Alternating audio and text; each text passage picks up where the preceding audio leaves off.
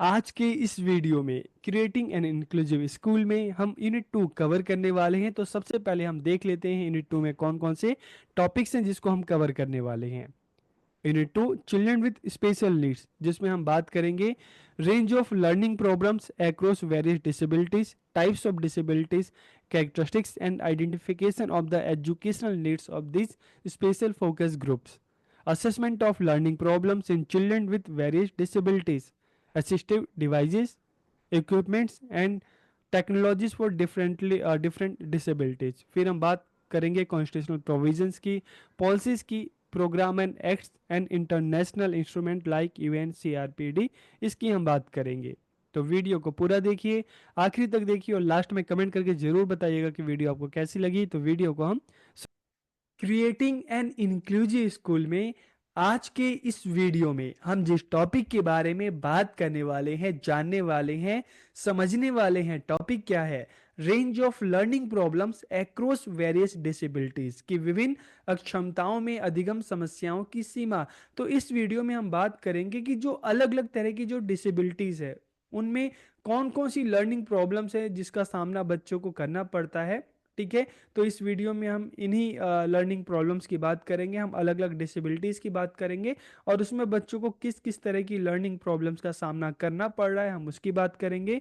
तो वीडियो को पूरा देखिए, आखिर तक देखिए और लास्ट में कमेंट करके जरूर बताइएगा कि वीडियो आपको कैसी लगी। तो वीडियो को हम शुरू करते हैं। आज का हमारा टॉपिक है range of learning problems across various disability के विभिन्न अक्षमताओं में अधिगम समस्याओं की सीमा। ठीक है, तो हम अलग अलग जो डिसेबिलिटीज हैं हम उसके बारे में जानेंगे, किस डिसेबिलिटी में बच्चों को कौन कौन सी लर्निंग प्रॉब्लम होती है हम उस पर बात करेंगे। तो देखिए, जब हम बात करते हैं लर्निंग डिसेबिलिटी की हम बात करते हैं, ठीक है, तो learning disabilities are an umbrella term for a variety of learning problems की अधिगम की अक्षमताएं सीखने की कई तरह की समस्याओं के लिए एक ही शब्द है। अब देखिए, बच्चे जब सीखते हैं ना तो उनको कई तरह की समस्याएं हो सकती हैं। कोई बच्चा, किसी बच्चे को लिखने में प्रॉब्लम होती है, किसी बच्चे को पढ़ने में प्रॉब्लम होती है, किसी बच्चे को याद नहीं रहता, किसी बच्चे को जो मैथ की जो क्वेश्चन है उसमें दिक्कत होती है सॉल्व करने में। कोई बच्चा ऐसा है कि हम उसको देखते हैं कि वो, उसका ध्यान ही एक जगह नहीं लगता, उसका ध्यान बार बार क्लास में भटकता रहता है। तो लर्निंग प्रॉब्लम्स अलग अलग तरह की होती है और इनके लिए जो एक अम्ब्रेला टर्म जो यूज किया गया है इन सभी के लिए, उसको हम क्या कहते हैं? लर्निंग डिसेबिलिटी, अधिगम की अक्षमता। तो learning disabilities are neurologically based processing problems की अधिगम की अक्षमताएं तंत्रिका विज्ञान पर आधारित प्रसंस्करण संबंधी समस्याएं हैं। तो देखिए, जब हम न्यूरोलॉजिकली बेस्ड प्रोसेसिंग प्रॉब्लम की बात करते हैं तो जिसका जो संबंध है हमारी नर्व से है। ठीक है, और इसका जो असर किस पे पड़ता है? हमारे दिमाग पे पड़ता है, हमारी जो बैकबोन है उस पर असर पड़ता है। और इससे फिर क्या होता है? बच्चों को सीखने में समस्याएं होती हैं। तो सीखने की अक्षमता हल्के से लेकर गंभीर तक हो सकती है, माइल्ड से लेकर सेवियर तक के हो सकती है। ठीक है, स्टार्टिंग स्टेज में भी है कि बच्चों, कोई बच्चा है जिसको थोड़ी कम होती है, लेकिन अगर सही टाइम पे उसकी समस्या को आइडेंटिफाई नहीं किया गया तो ये समस्या धीरे धीरे बढ़ भी सकती है। This includes problems with reading, writing, maths, reasoning, listening and speaking, की इसमें पढ़ने, लिखने, गणित, तर्क करने, सुनने, बोलने, ये सारी समस्याएं हो सकती हैं। और मान लो इन समस्याएं जो है स्टार्टिंग में, बच्चा जब छोटा रहता है वहां से जो प्रॉब्लम बच्चों की स्टार्ट होती है, अगर स्टार्टिंग में इन प्रॉब्लम्स को आइडेंटिफाई नहीं किया गया, इन प्रॉब्लम्स के बारे में नहीं जाना गया, इन प्रॉब्लम्स पर ध्यान नहीं दिया गया, तो बच्चे जो प्रॉब्लम्स है धीरे धीरे आगे चलकर बड़ी हो सकती हैं। तो इसलिए तो आपको सिलेबस में ये चीज बताई जा रही है ताकि आप भी इन चीजों को लेकर अवेयर हो सके। आप भी जब बच्चों को इन प्रॉब्लम से मतलब सामना करता हुआ आप देखें तो आप उनकी प्रॉब्लम्स को सॉल्व करने के लिए आप इनिशिएटिव ले सकें, इसलिए आपको इस सिलेबस में ये टॉपिक दिया गया है। Learning disabilities are a group of neurodevelopmental disorder, जैसे हमने बात की कि सीखने की अक्षमता न्यूरो डेवलपमेंट विकारों का एक समूह है जिसका संबंध हमारी नर्व सिस्टम से है और इसका असर हमारे माइंड पे पड़ता है। ठीक है, हमारे बैकबोन पे असर पड़ता है और सीधा सा इससे हमें जब हमारी शरीर फिट नहीं होगी, अंदर से हम ठीक नहीं होंगे, तो कहीं ना कहीं इसका हमारी लर्निंग पे सीधा असर पड़ता है। ठीक है, it can impair a person's ability to learn new things, कि ये किसी व्यक्ति की नई चीज़ें सीखने की जो क्षमता है उसको बाधित करता है, उसमें बाधा उत्पन्न करता है। इसमें व्यक्ति को बोलने, पढ़ने, लिखने, ध्यान देने, जानकारी को समझने, चीज़ों को याद रखने, गणितीय गणना करने जैसे कार्यों में परेशानी हो सकती है। ठीक है, तो ये अलग अलग जो प्रॉब्लम्स हैं जो लर्निंग डिसेबिलिटीज की वजह से बच्चों को हो सकती हैं। Learning disorder indicate that the brain absorb the and process information in an abnormal way, कि सीखने के जो विकार हैं, ठीक है, जो डिसेबिलिटी है, इस संकेत देते हैं कि मस्तिष्क जानकारी को एक असामान्य तरीके से ग्रहण करता है। मतलब सामान्य तरीके से हम चीज़ों को देखते हैं, याद कर लेते हैं ना, और असामान्य तरीके से हम चीज़ों को देख रहे हैं लेकिन याद नहीं कर पा रहे। हमारे सामने शब्द लिखे हैं लेकिन हम पढ़ नहीं पा रहे, हमारे हाथ में पेंसिल है लेकिन हम लिख नहीं पा रहे। तो सीखने के विकार संकेत देते हैं कि जो हमारा दिमाग है, हमारा माइंड है, जानकारी को एक सामान्य तरीके से ग्रहण नहीं कर पा रहा और इसके साथ काम नहीं कर पा रहा ठीक से। ठीक है, तो there is a discrepancy between a person expected skill based on age and their academic performance, की उम्र के आधार पर किसी व्यक्ति के जो अपेक्षित कौशल और उनके शैक्षणिक प्रदर्शन के बीच एक विसंगति पाई जाती है। कि जैसे जैसे बच्चों की उम्र बढ़ती है, जो हम बात करते हैं एक बच्चा जो है 5 साल का है, एक बच्चा 10 साल का है, उस आधार पर उसकी क्या अकेडमिक परफॉर्मेंस होनी चाहिए, उस एज में उसकी क्या स्किल होनी चाहिए। अगर मान लो उस एज के हिसाब से ना उसकी जो एकेडमिक स्किल है, परफॉर्मेंस है, वो डेवलप हो रही है ना, उसको जो चीज़ें लिखना, बोलना, पढ़ना और ये चीज़ें आनी चाहिए उसको नहीं आ रही, तो मतलब क्या है कि कहीं ना कहीं इस तरह की लर्निंग डिसेबिलिटी जो है उसका बच्चा सामना कर रहा है। ठीक है, तो आप भी देखो, आपके आसपास मान लो 5 साल के कोई बच्चा है या 10 साल का बच्चा है। ठीक है, तो 10 साल की उम्र में हम बच्चों से उम्मीद करते हैं कि नॉर्मल जो मैथमेटिक के क्वेश्चन है प्लस माइनस है कर लेंगे, बच्चा लिख लेगा, पढ़ लेगा, बोल लेगा, याद कर लेगा। लेकिन अगर इनमें बच्चों को दिक्कत हो रही है, बच्चे मैथ्स के जो सिंपल क्वेश्चन नहीं कर पा रहे, लिख नहीं पा रहे, बोल नहीं पा रहे, ठीक है, ध्यान उनका नहीं लग रहा, तो मतलब कहीं ना कहीं बच्चा जो है इस तरह की जो लर्निंग जो प्रॉब्लम्स हैं, ठीक है, उसका सामना कर रहा है। और लर्निंग प्रॉब्लम्स का सामना कर रहा है तो फिर ये देखना पड़ेगा कि उसको किस तरह की लर्निंग डिसेबिलिटी है। अब हम बात करते हैं टाइप्स ऑफ लर्निंग डिसेबिलिटी, अधिगम अक्षमता के प्रकार।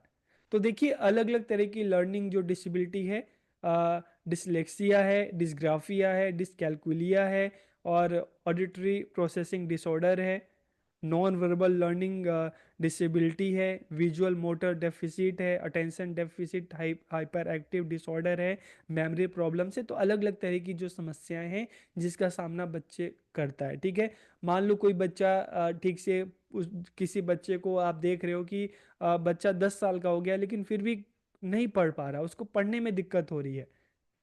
ठीक है, अक्षरों को पहचान नहीं पा रहा, उसको पढ़ नहीं पा रहा, तो मतलब वो किसका सामना कर रहा है, किस तरह की डिसेबिलिटी का सामना कर रहा है, तो वो है डिसलेक्सिया। बच्चे को मैथ्स के क्वेश्चन जो है सिंपल प्लस माइनस करने में दिक्कत हो रही है, नंबर्स को पहचानने में दिक्कत हो रही है, मतलब डिसकैलकुलिया। ठीक है, तो इस तरह की अलग अलग जो बच्चों को प्रॉब्लम होती है, तो वहाँ पर हमें देखना पड़ेगा कि अच्छा बच्चों को ये प्रॉब्लम है तो वो किस डिसेबिलिटी का सामना कर रहा है। ठीक है, तो इस तरह के जो क्वेश्चन है आपको सीटेट के एग्जाम में भी देखने को मिल जाते हैं, तो एक एक करके हम इनकी बात करते हैं। सबसे पहले हम डिसलेक्सिया की बात करते हैं। ठीक है, तो dyslexia is a reading disability, कि डिसलेक्सिया एक पठन संबंधी अक्षमता है। ठीक है, मतलब क्या है कि जो बच्चा इस डिसेबिलिटी से पीड़ित है तो वो उसको पढ़ने में कठिनाई होती है। ठीक है, तो this causes difficulty in reading and recognising letters and word, कि इसमें पढ़ने और अक्षरों और शब्दों को पहचानने में कठिनाई होती है। This makes it difficult to understand words and idea, कि इससे जब बच्चा पढ़ेगा नहीं, चीज़ों को समझ नहीं पाएगा, जब पढ़ेगा नहीं तो समझ नहीं पाएगा, तो इससे शब्दों और विचारों को समझने में कठिनाई होती है। This is also called reading disability, कि इसे पढ़ने की अक्षमता भी कहा जाता है। तो देखिए जैसे डिसलेक्सिया क्वेश्चन अगर आ जाता है, सीटेट में भी आ जाता है, तो मतलब ये जो प्रॉब्लम है क्या है, रीडिंग डिसेबिलिटी है।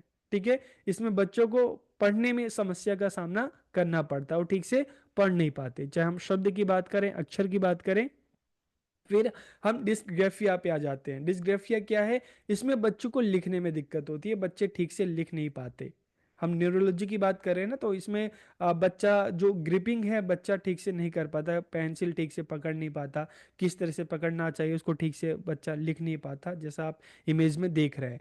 तो it is a writing disability that affects writing ability, की है लेखन संबंधी अक्षमता है जो लेखन क्षमता को प्रभावित करती है। ठीक है। It can involve difficulty with writing and fine motor skill. Fine motor skill का मतलब है, देखिए जब आप अपने हाथ को ध्यान से देखेंगे ना, तो एक तो मोटी नसें नसें होती हैं और एक पतली नसें होती हैं जिनका जाल हमारी हड्डियों के ऊपर होता है, जिसको हम टिश्यू कहते हैं। ठीक है। यही आपकी जो ग्रिप है ना उंगलियों की, उसको मजबूत रखता है। लेकिन अगर यहाँ पर आपको दिक्कत हो गई, ये नसें लूज हो गई, ठीक है, तो फिर आपकी ग्रिप जो है वो अच्छी नहीं रह जाती। ठीक है। फिर आप सही से जो बारीक काम है ना, जैसे सिलाई हो गई, लिखना हो गया, ये काम ठीक से इंसान नहीं कर पाता। ठीक है। तो it can involve difficulty with writing and fine motor skill, की इसमें लिखने और सूक्ष्म कौशल, मोटर कौशल में कठिनाई हो सकती है। फाइन मोटर स्किल मतलब जो काम आप उंगलियों से करते हो, ठीक है, लिखना हो गया, सिलाई हो गया, पेंटिंग हो गया, जो काम आप उंगलियों की सहायता से करते हो उसमें आपको दिक्कत हो सकती है। ठीक है।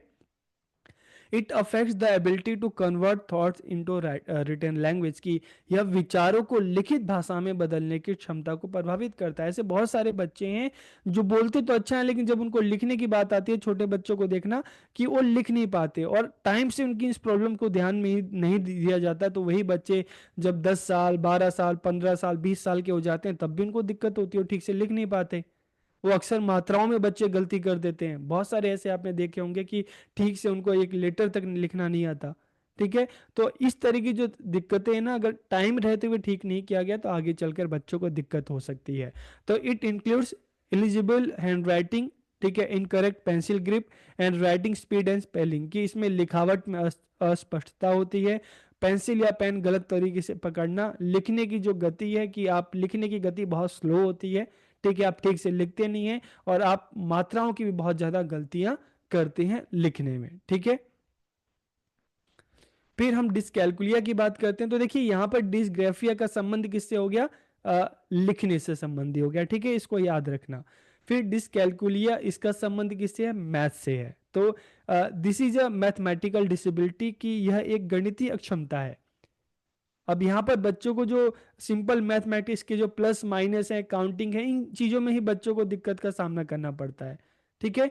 तो इंडिविजुअल में have a poor understanding of math symbol, की इसमें व्यक्तियों में गणित के प्रतीकों की खराब समझ हो सकती है। उनकी मैथ्स बिल्कुल खराब होती है, उनको नंबर्स में मैथ से डर लगता है, नंबर से डर लगता है। तो they may have difficulty remembering and organising numbers, की उन्हें संख्याओं को याद रखने और व्यवस्थित करने में कठिनाई हो सकती है। वो ठीक से घड़ी नहीं देख पाते, समय ठीक से नहीं बता पाते, छोटी सी जो काउंटिंग है वो भी ठीक से नहीं कर पाते। तो दे में हैव ट्रबल टेलिंग टाइम और काउंटिंग, की उन्हें समय बताने या गिनती करने में परेशानी हो सकती है। तो जहाँ डिसकैलकुलिया आई तो मतलब क्या है? मैथ से संबंधित डिसेबिलिटी है।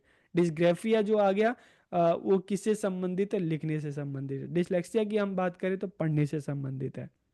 फिर हम ऑडिटरी प्रोसेसिंग डिसऑर्डर की बात करते हैं। तो अभी तक देखिए हमने बात की कि बच्चों को जो है लिखने में प्रॉब्लम होती है। ठीक है। मैथ्स के जो सिंपल से जो कैलकुलेशन है उसमें बच्चों को दिक्कत होती है। फिर हमने बात की, प्रॉब्लम की बात की कि बच्चों को पढ़ने में दिक्कत होती है। अब यहाँ पर हमें एक चीज और देखते हैं, ऑडिटरी प्रोसेसिंग डिसऑर्डर, इसका संबंध सुनने से है। ठीक है। जब भी आए ऑडिटरी मतलब जहां पर जिसका संबंध है आवाज से, वॉइस से, सुनने से है। तो this is a hearing impairment, की यह श्रवण संबंधी अक्षमता है। इसमें क्या होता है? इसमें ऐसा नहीं कि बच्चों को सुनाई नहीं देता, नहीं सुनाई देता है, लेकिन प्रॉब्लम कहाँ होती है? इसमें बच्चों को शोर भरे वातावरण में ध्वनियों को समझने में कठिनाई होती है। मान लो क्लास में टीचर बच्चों को कुछ बता रहा है, लेकिन क्लास में जैसे थोड़ा क्लास का जो माहौल होता है, स्कूल का माहौल होता है, शोर भरा होता है। तो वहां पर जब टीचर बच्चों को बताता है, तो जब क्लास में शोर होती है तो बच्चों को टीचर की आवाज सही से सुनाई नहीं देती। ठीक है। तो बहुत सारे बच्चे ऐसे हैं कि जब क्लास में टीचर बच्चों को बोलता है तो बच्चे समझ लेते हैं, लेकिन जो बच्चे ऑडिटरी प्रोसेसिंग डिसऑर्डर से पीड़ित होते हैं, इनमें अगर क्लास में थोड़ी सी भी शोर होती है ना, तो टीचर की आवाज, उन शोरगुल में टीचर की आवाज ये ठीक से सुन नहीं पाते। तो शोरगुल में इनको कोई आवाज सुनने में दिक्कत होती है। They are not able to distinguish between classroom noise and the teacher's voice, की वे कक्षा के शोर और शिक्षक की आवाज के बीच में अंतर करने में सक्षम नहीं हो पाते जैसे बाकी नॉर्मल बच्चे हो जाते हैं। उनका मस्तिष्क कान द्वारा श्रवण जानकारी गलत व्याख्या करता है। मतलब क्या है कि उनका जो जो भी आवाज आती है उस आवाज को ठीक तरह से सुन नहीं पाते, ठीक तरीके से वो इंफॉर्मेशन को रिसीव नहीं कर पाते। तो यहाँ पर उनको दिक्कत होती है ऑडिटरी प्रोसेसिंग डिसऑर्डर। ऐसा नहीं कि उनको सुनाई नहीं देता, सुनाई देता है, लेकिन जहाँ पे थोड़ा शोरगुल होता है ना वहां पर वो चीजों को सही से सुन नहीं पाते। उनका जो माइंड है इंफॉर्मेशन को सही से रिसीव नहीं कर पाता। फिर हम नॉन वर्बल लर्निंग डिसेबिलिटी की बात करते हैं, अशाब्दिक अधिगम की अक्षमता, जहाँ पर जो टीचर्स के इशारे हैं, जो संकेत है, बच्चा उसको ठीक तरीके से नहीं रिसीव कर पाता। तो it refers to difficulty in understanding non verbal behaviour और सोशल कॉज, की यह अशाब्दिक व्यवहार या सामाजिक संकेतों को समझने में कठिनाइयों को संदर्भित करता है। इसमें जो पीड़ित बच्चे होते हैं, ठीक है, शारीरिक भाषा, चेहरे के जो हाव भाव हैं, एक्सप्रेशन है, आवाज की जो टोन है, या संचार के जो अशाब्दिक पहलू हैं, उनको समझने में इनको संघर्ष का सामना करना पड़ता है। हाव भाव को एक जल्दी से नहीं समझ पाते जो नॉन वर्बल लर्निंग डिसेबिलिटी से पीड़ित होते हैं। ठीक है।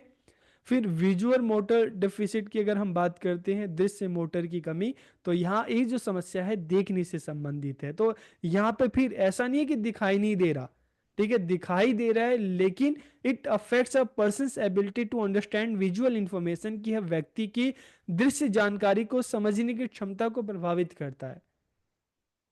ठीक है। मान लो अगर बच्चों को हम दिखा दिए, हमने स्क्वायर, एक बिल्कुल राउंड है और एक ओवल शेप है, दोनों बच्चों के सामने रख दिया, तो फिर उनमें वो पहचान नहीं कर पाता, उसको दोनों राउंड ही लगेंगे या दोनों उसको ओवल शेप ही लगेंगे। ठीक है। तो इस तरह की जो छोटी छोटी देखने में जो ये बारीकी है ना, इसको इसमें वो अंतर नहीं कर पाता बच्चा। It can impact a person ability to read, write, draw और एंड कॉपी, की है व्यक्ति की पढ़ने, लिखने, चित्र बनाने और कॉपी करने की क्षमता को प्रभावित कर सकता है। हो सकता है कि बच्चों को जो टाइगर है और जो पैंथर है दोनों एक ही जैसे लगे। तो problem with visual perception include not being able to recognise subtle differences in shape, reversing letter और number, skipping word, skipping lines और मिस जजिंग डेप्थ और डिस्टेंस, की दृश्य बोध में क्या होता है, समस्याओं में बच्चे जो आकृतियों में जो सूक्ष्म अंतर है उसको पहचानने में दिक्कत होती है। अक्षरों या संख्याओं को उलट देना, ठीक है, कि अक्षरों और संख्याओं को 6 का 9 कर दिया, 9 का 6 कर दे, यहाँ पे दिक्कत होती है। पढ़ते पढ़ते बीच में जो शब्द गायब कर देते हैं उनको स्किप कर देते हैं। लाइन को कुछ भी पढ़ते हैं, शब्दों को स्किप कर दिया, लाइन को स्किप कर दिया। ठीक है। और जो दूरी का अंतर उनको नहीं पता चलता, जैसे हम देखते हैं ना डिस्टेंस, अच्छा हम यहाँ पर हैं तो सामने गाड़ी उतनी दूर से आ रही है, तो उनको दूरी का अंतर नहीं रहता। कोई चीज मान लो आप ऊपर से नीचे गड्ढे में गहराई देखो तो उस गहराई को सही से वो नहीं आप करते, तो यहाँ पर उनको दिक्कत होती है। तो जो विजुअल मोटर डेफिसिट है, देखने से संबंधित समस्याओं का सामना बच्चों को करना पड़ता है। फिर attention deficit hyper activity disorder, तो यहाँ पर क्या है कि इस तरह के जो बच्चे हैं ना, उनका अटेंशन एक जगह नहीं रहता। क्लास में आपने बहुत सारे ऐसे बच्चे देखे होंगे जिनका मन एक जगह नहीं लगता, बार बार बेचैन से रहते हैं हमेशा। ठीक है। तो children suffering from this problem have difficulty in concentrating, की इस समस्या से ग्रस्त बालकों को ध्यान केंद्रित करने में कठिनाई होती है, वो एक जगह बैठ नहीं सकते, वो बहुत कम समय के लिए अपना ध्यान केंद्रित कर पाते हैं, हमेशा बेचैन रहते हैं। और ऐसे बच्चे जो हैं, हमेशा ऐसे लोग जो हैं, ठीक है, कानून का पालन करने में, नियमों का पालन करने में उनको दिक्कत होती है, वो पालन नहीं कर पाते। ठीक है।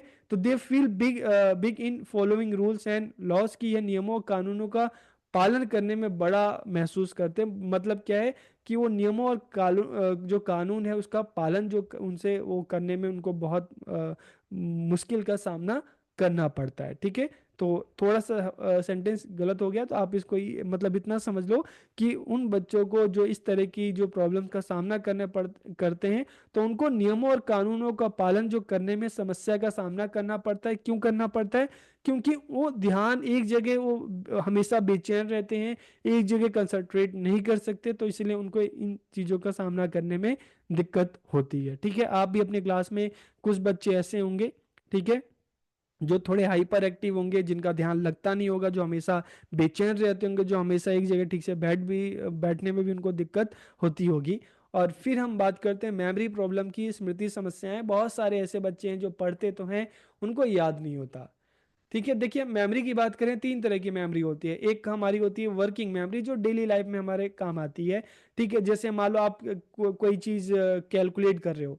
ठीक है, आप कैलकुलेट कर रहे हो कि 1938 कैलकुलेट किया और चीज़ों को फिर दिमाग से निकल गया, तो ये डेली जो हमारी वर्किंग नॉलेज है, डेली हमारी लाइफ में जो चीज़ें काम आ रही हैं। ठीक है, फिर शॉर्ट टर्म मेमोरी होती है, जैसे आपने किसी का नंबर याद किया। ठीक है, कल एग्जाम है, आज के टाइम में आप पढ़ रहे हो, जो आपने पढ़ा कल तक याद रहा, उसके बाद 2 दिन 3 दिन उसके बाद आप चीज़ों को भूल गए। तो शॉर्ट टर्म मेमोरी जो होती है वो 30 सेकंड से लेकर और कुछ दिन तक होती है। और धीरे धीरे शॉर्ट टर्म मेमोरी, आप इस पर ज़्यादा फोकस करते रहेंगे, प्रैक्टिस करते रहेंगे, तो यही मेमोरी लॉन्ग टर्म में बदल जाती है। ठीक है, तो if there are deficit in any or all of these type of memory, the ability to store and retrieve information required to carry out task can be impaired। कि अगर इन देखें तीन तरह की मेमोरी, अगर कोई भी मेमोरी में अगर मान लो बच्चों को समस्या होती है, उनकी वर्किंग मेमोरी ठीक नहीं है, उनके शॉर्ट टर्म मेमोरी ठीक नहीं है, लॉन्ग टर्म मेमोरी ठीक नहीं है, कहीं पर भी प्रॉब्लम होती है, तो फिर बच्चे की लर्निंग में प्रॉब्लम हो सकती है। ठीक है, आज के इस वीडियो में क्रिएटिंग एन इंक्लूसिव स्कूल में हम जिस टॉपिक के बारे में बात करने वाले हैं, जानने वाले हैं, समझने वाले हैं, टॉपिक क्या है? टाइप्स ऑफ डिसेबिलिटी, की अक्षमता के प्रकार। तो इस वीडियो में हम जानेंगे, समझेंगे कि डिसेबिलिटी के टाइप्स कौन कौन से हैं। तो वीडियो को पूरा देखिए, आखिरी तक देखिए, और लास्ट में कमेंट करके ज़रूर बताइएगा कि वीडियो आपको कैसी लगी। तो वीडियो को हम शुरू करते हैं। तो देखिए, सबसे पहले अगर हम डिसेबिलिटी की बात करते हैं ना, तो डिसेबिलिटी यानी अक्षमता बच्चों की शारीरिक, मानसिक या मनोवैज्ञानिक प्रक्रियाओं को प्रभावित करती है। इससे बच्चों को शारीरिक प्रॉब्लम हो सकती है। ठीक है, चलने में, खड़े होने में, बैठने में दिक्कतों का सामना हो सकता है बच्चों को। ठीक है, बहुत हमने देखा ना कि बहुत सारे बच्चे ऐसे होते हैं कि जिनका शरीर बिल्कुल पतला होता है, ठीक से खड़े भी नहीं हो सकते। किसी के अगर पैर देखें तो एक पैर छोटा हो जाता है, एक पैर बड़ा हो जाता है। हम कुछ लोगों को देखें तो डॉर्फिज्म के वो शिकार होते हैं, मतलब जो जिनको हम बौना कहते हैं।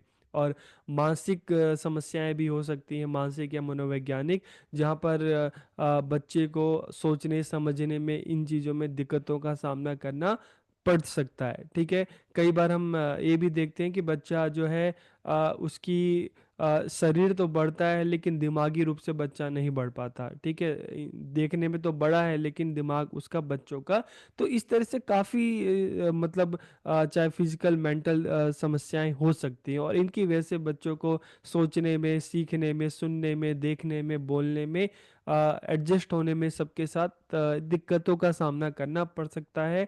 तो आज के दिन में जो इस तरह के जो बच्चे हैं, जो डिसेबिलिटी से आप उनका सामना कर रहे हैं, तो ऐसे बच्चों को हम स्पेशल चिल्ड्रन कहते हैं, डिफरेंटली एबल चिल्ड्रन कहते हैं, इनको हम दिव्यांग कहते हैं, विशिष्ट क्षमता वाले बच्चे हम इनको कहते हैं। तो इनके जब हम टाइप्स की बात करते हैं ना, टाइप्स ऑफ डिसेबिलिटी, अक्षमता के प्रकार, तो देखिए right of person with disability act 2000 जो 16 में आया था, तो इसमें डिसेबिलिटी के टोटल 21 टाइप्स बताए गए थे, 21 प्रकार बताए गए थे। एक कौन कौन से हैं, एक एक करके इनको देखते हैं, फिर हम वीडियो में एक एक करके सबकी बात करेंगे। ठीक है, इसमें ब्लाइंडनेस है, अंधापन, लो विजन, कम दृष्टि है, लेप्रेसी है, हियरिंग इम्पेयरमेंट है, लोकोमोटर डिसेबिलिटी है, ड्वार्फिज्म है, इंटेलेक्चुअल डिसेबिलिटी है, मेंटल इलनेस है, ऑटिज्म है, सेरेब्रल पॉल्सी है, मस्कुलर डिस्ट्रोफी है। ठीक है, क्रोनिक न्यूरोलॉजिकल कंडीशन है, स्पेसिफिक लर्निंग डिसेबिलिटी है, मल्टीपल सेलेरियस है, स्पीच एंड लैंग्वेज डिसेबिलिटी है, थैलीसीमिया है, हीमोफीलिया है, सिकल सेल जो डिजीज है, एकाधिक विकलांगता, मल्टीपल डिसेबिलिटी है, विक्टिम ऑफ एसिड अटैक, और पार्किंसन डिसीज। तो इस तरह से 21 जो टाइप्स हैं डिसेबिलिटी के, जो right to person with disability act में बताए गए थे। तो अब देखिए, एग्जाम में क्या होता है कि जो 21 टाइप्स हैं, इनमें से आपको जो याद हो, कम से कम आप 8 से 10 तो याद करना, जो इजीली याद हो जाए आप उसको याद करके आप उसके बारे में लिख सकते हो। तो अब एक एक करके हम इन सब की बात करते हैं। देखिए, जब हम ब्लाइंडनेस की बात करते हैं ना, तो इसको आप सिंपल शब्दों में आप समझ सकते हैं। ब्लाइंडनेस, अंधापन, मतलब इसमें इस तरह की डिसेबिलिटी में जो पर्सन है, जो बच्चा है, वो देख नहीं पाता। ठीक है, वो चीजों को देख नहीं पाता। और इसमें चाहे वो चश्मा लगा ले, चाहे कॉन्टैक्ट लेंस लगवा ले, या किसी तरह की भी चिकित्सा करवा ले, लेकिन ये चीज़ें जो हैं, ये किसी भी तरह की चिकित्सा से, ट्रीटमेंट से ठीक नहीं होती। ठीक है, तो इसको आप सिंपल शब्दों में समझ सकते हैं कि ब्लाइंडनेस, अंधापन, जिसमें व्यक्ति देख नहीं सकता। फिर लो विजन की बात करें, कम दृष्टि, इसमें देख तो सकता है लेकिन साफ दिखाई नहीं देता, धुंधला दिखाई देता है, ब्लर दिखाई देता है। तो इसमें आपका जो डेली का जो रूटीन है, काम काज है, उसको करने में भी काफ़ी डिफिकल्टी होती है। आपने इस तरह के जो इस तरह के जो डिसेबिलिटी से पीड़ित लोगों को देखा होगा कि उनको धुंधला धुंधला दिखाई देता है, बिल्कुल साफ, बिल्कुल स्पष्ट नहीं दिखाई देता। इसको भी अलग अलग तरीके के उपचारों से ठीक नहीं किया जा सकता। ठीक है, तो यहाँ पर आपको ब्लाइंडनेस भी समझ में आ गया, लो विजन भी समझ में आ गया। अब हम थर्ड की बात करें, लेप्रेसी, क्योर्ड पर्सन या कुष्ठ रोगी की बात करते हैं, जिनके शरीर में आपने देखा होगा बहुत सारे लोग के अलग अलग वाइट कलर के अलग अलग तरह के धब्बे होते हैं। और आपने इस इमेज में भी देखोगे जो बॉडी फिंगर है, ठीक है, कुछ मतलब सबका अलग अलग शेप है, कुछ आधी फिंगर ही नहीं है। तो इस तरह की डिसेबिलिटी है। आप जब गूगल पे जाकर आप लेप्रेसी को आप इसकी इमेज भी देखेंगे तो आपको काफ़ी सारे इस तरह की आप इमेज दिख जाएंगी। ठीक है, तो इस तरह के जो लेप्रेसी क्योर्ड पर्सन होते हैं, कुष्ठ रोगी होते हैं, इनको इस तरह की जो प्रॉब्लम, समस्याएं होती हैं, तो इसको भी डिसेबिलिटी में शामिल किया गया है।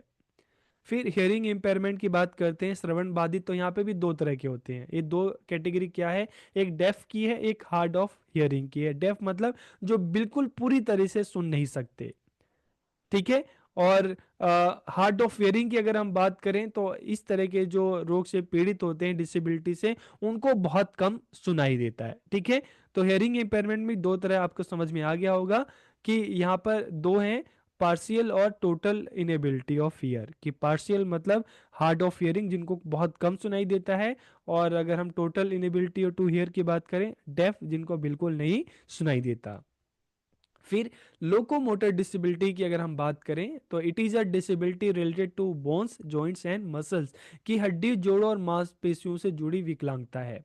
Due to this a person faces problem in various activities. की इस रोग से जो पीड़ित होते हैं, मतलब ये हड्डी में प्रॉब्लम है, आपके जो जॉइंट्स हैं वहाँ पे प्रॉब्लम है, और मांसपेशियों में दिक्कत होती है, तो ना तो इस रोग से पीड़ित, जैसे इमेज में देख रहे होगे, इस रोग से पीड़ित जो भी पर्सन होता है, ना ठीक से खड़ा हो सकता है, ना ठीक से बैठ सकता है, उसको चलने में भी प्रॉब्लम होती है, बैठने में भी प्रॉब्लम होती है।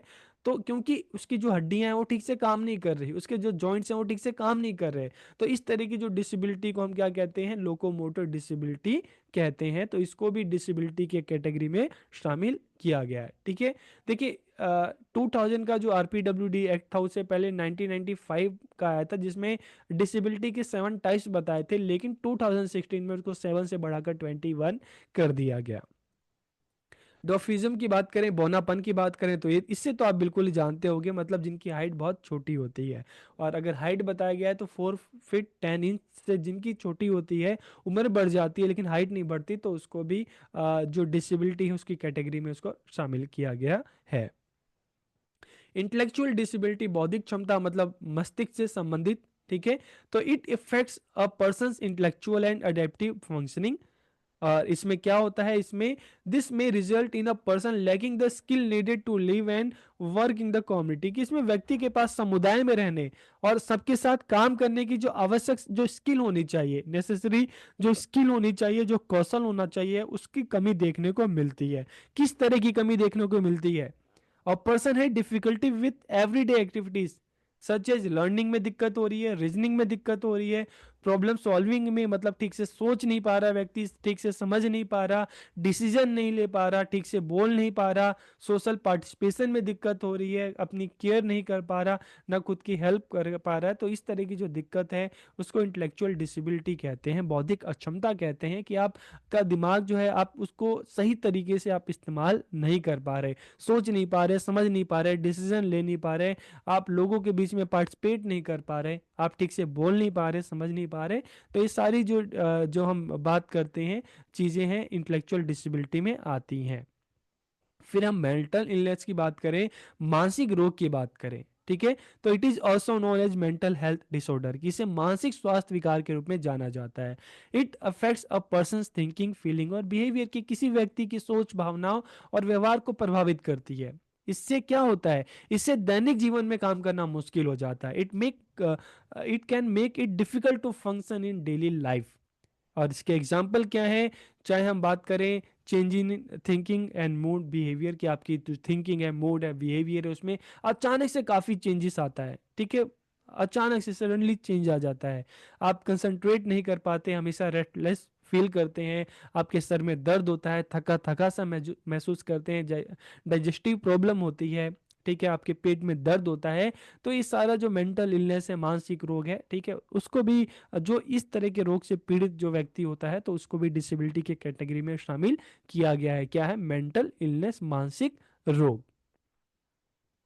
फिर ऑटिज्म स्पेक्ट्रम डिसऑर्डर की बात करते हैं, तो it affects the way people communicate, interact and learn, कि लोगों के संवाद करने, बातचीत करने और सीखने के तरीके को प्रभावित करता है। किस तरह से, उसको भी देख लेते हैं।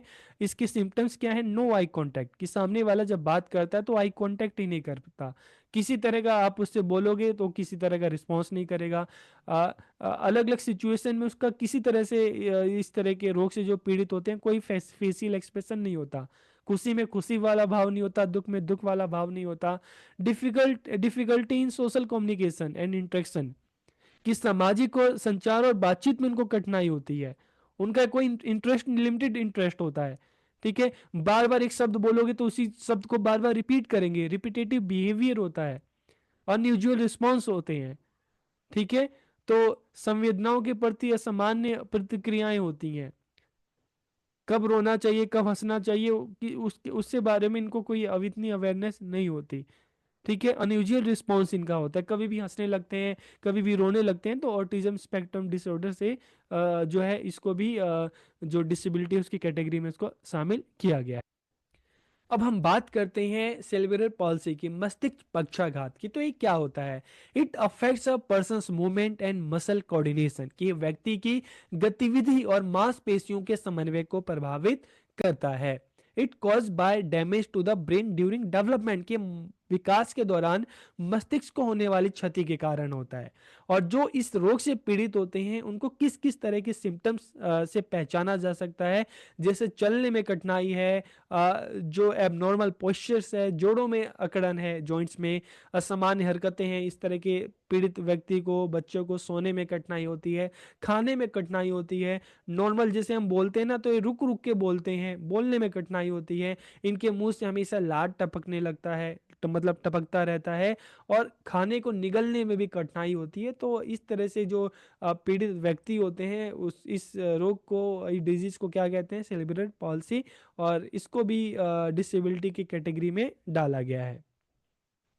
फिर हम मस्कुलर डिस्ट्रोफी की बात करते हैं, तो ये क्या होता है, it is a group of genetic disease, की एक आनुवांशिक बीमारियों का समूह है जो समय के साथ मांसपेशियों के को कमजोर और खराब कर देता है। धीरे धीरे जैसे जैसे बच्चा बढ़ता रहता है तो उसका जो शरीर है वो सीधा से नहीं रह पाता, मतलब एक तरह से उसमें टेढ़ा होने लगता है, ठीक है। धीरे धीरे जैसे जैसे शरीर का विकास होता है तो रोग जो है इस तरह के डिजीज ज्यादा देखने को आते हैं, जैसे आप इमेज में देख रहे हैं कि धीरे धीरे बच्चा जैसे जैसे बड़ा हो रहा है तो उसको खड़े होने में तकलीफ हो रही है, ठीक है, उसका जो बॉडी है बिल्कुल अकड़ जा रही है। तो इसके क्या लक्षण है, मांसपेशियों में कमजोरी, चलने दौड़ने कूदने, सीढ़ियों में चढ़ने में कठिनाई होती है, बार बार गिर जाना, लड़खड़ाना, बैठने या खड़े होने में कठिनाई, सीखने की अक्षमता, ये सारा मस्कुलर डिस्ट्रोफी में आता है। फिर हम बात करते हैं क्रोनिक न्यूरोलॉजिकल कंडीशंस की, अगर हम बात करते हैं तो these are long term disorder that affect the nervous system including the brain, spinal cord, nerves and muscles, के दीर्घकालीन विकार हैं जो मस्तिष्क, रीढ़ की हड्डी, नसों और मांसपेशियों सहित तंत्र को प्रभावित करते हैं। they they can be caused by a number of factors including genetics, disease and injury, कि चाहे हम जेनेटिक्स की बात करें, आपके फैमिली पर्सन से, मदर फादर से आ सकते हैं, किसी बीमारी की वजह से हो सकते हैं, चोट के कारण हो सकते हैं।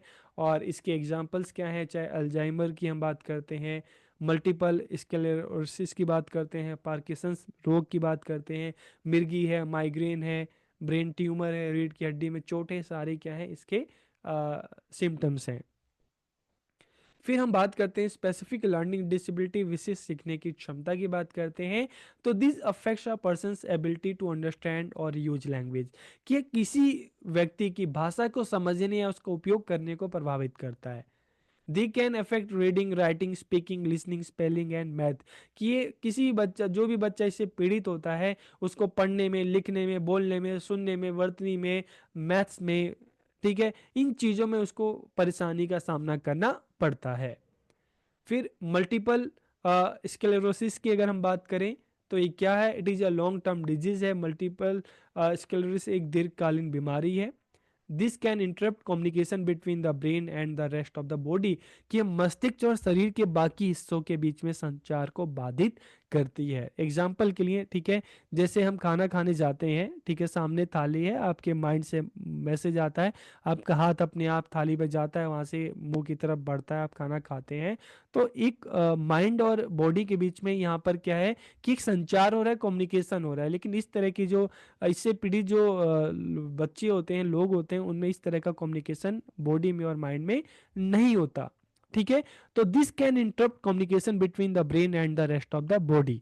एग्जाम्पल इसका क्या है, धुंधला या दोहरा दिखाई देना, धुंधला दिखाई देगा आपको, या सामने वाली चीजें आपको डबल दिखाई देगी, थकान होती है, मेमोरी लॉस यहाँ पर देखने को मिलता है, मूड में चेंजेस आने लगते हैं, चलने में परेशानी होती है, बॉडी शून्य हो जाती है, हमेशा वाइब्रेशन होता है, ठीक है।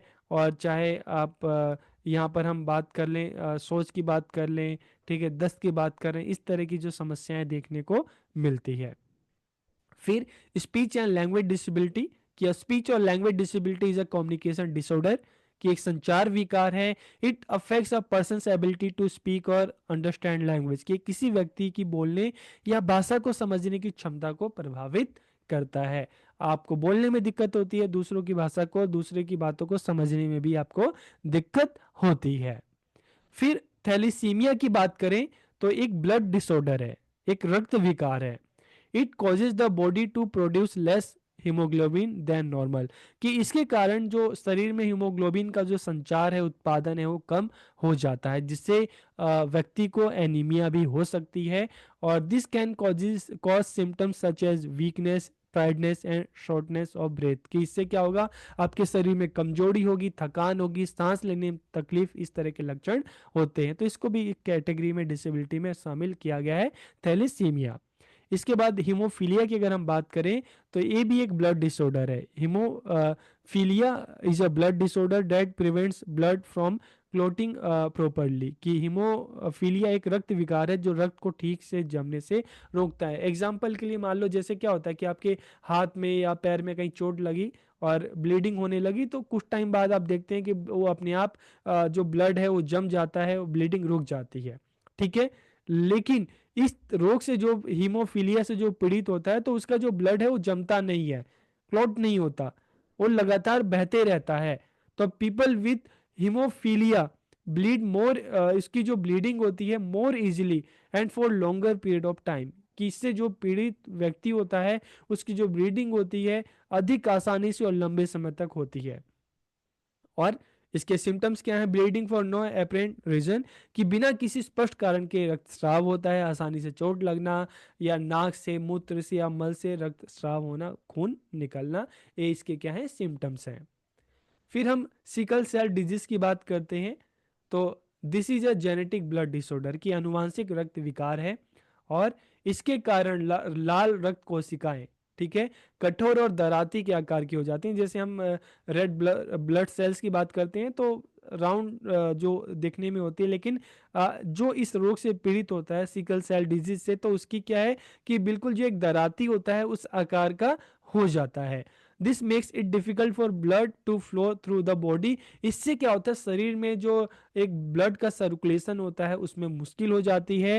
And this can cause pain, organ damage and other serious health problem, कि इससे दर्द, अंग क्षति या अन्य गंभीर स्वास्थ्य समस्याएं हो सकती हैं जब आपके बॉडी में ठीक से ब्लड का सर्कुलेशन नहीं होगा। मल्टीपल डिसेबिलिटी, एकाधिक विकलांगता की अगर हम बात करें, it is a combination of two or more different types of disability in a person, की किसी व्यक्ति में जैसे अलग अलग हम डिसेबिलिटी की बात की, और किसी पर्सन में दो से ज़्यादा डिसेबिलिटी अगर होती है तो उसको हम मल्टीपल डिसेबिलिटी कहते हैं। एग्जाम्पल के लिए इंटेलेक्चुअल डिसेबिलिटी और ब्लाइंडनेस दोनों हो सकता है, locomotor impairment and speech impairment, ये दोनों चीज़ें हो सकती हैं। फिर विक्टिम ऑफ एसिड अटैक, जैसे आपने काफ़ी बार न्यूज़ में सुनते आ रहे हो कि जो एसिड है किसी के चेहरे पे फेंक दिया, किसी के शरीर पे फेंक दिया, तो जो इस तरह की घटना से जो पीड़ित होते हैं उनको भी हम डिसेबिलिटी की कैटेगरी में डाला गया है। 2016 का जो RPWD एक्ट है, ठीक है। फिर पार्किंसंस रोग की बात करते हैं, डिजीज की बात करते हैं, शॉर्ट में पीडी कहेंगे। PD is progressive brain disorder जो समय के साथ बढ़ता रहता है। It causes movement problems, stiffness and tremors की, इसमें चलने फिरने में समस्या, कठोरता और कंपन होती है। मतलब सारी बॉडी जो है उसमें जैसे आपने कई लोगों को देखा होगा कि गिलास पकड़ रहे हैं तो उनका हाथ हमेशा कांपता रहता है। तो इस तरह के जो एग्जाम्पल हैं, शेकिंग, ट्रेम्बलिंग और stiffness in the hands, arms, legs and face की, हाथ बाहाँ पैर और चेहरे में कंपन, ठीक है, या कठोरता, जकड़न, इस तरह की जो है इसकी सिम्टम्स हैं। तो इसको क्या कहते हैं, पार्किंसंस रोग कहते हैं।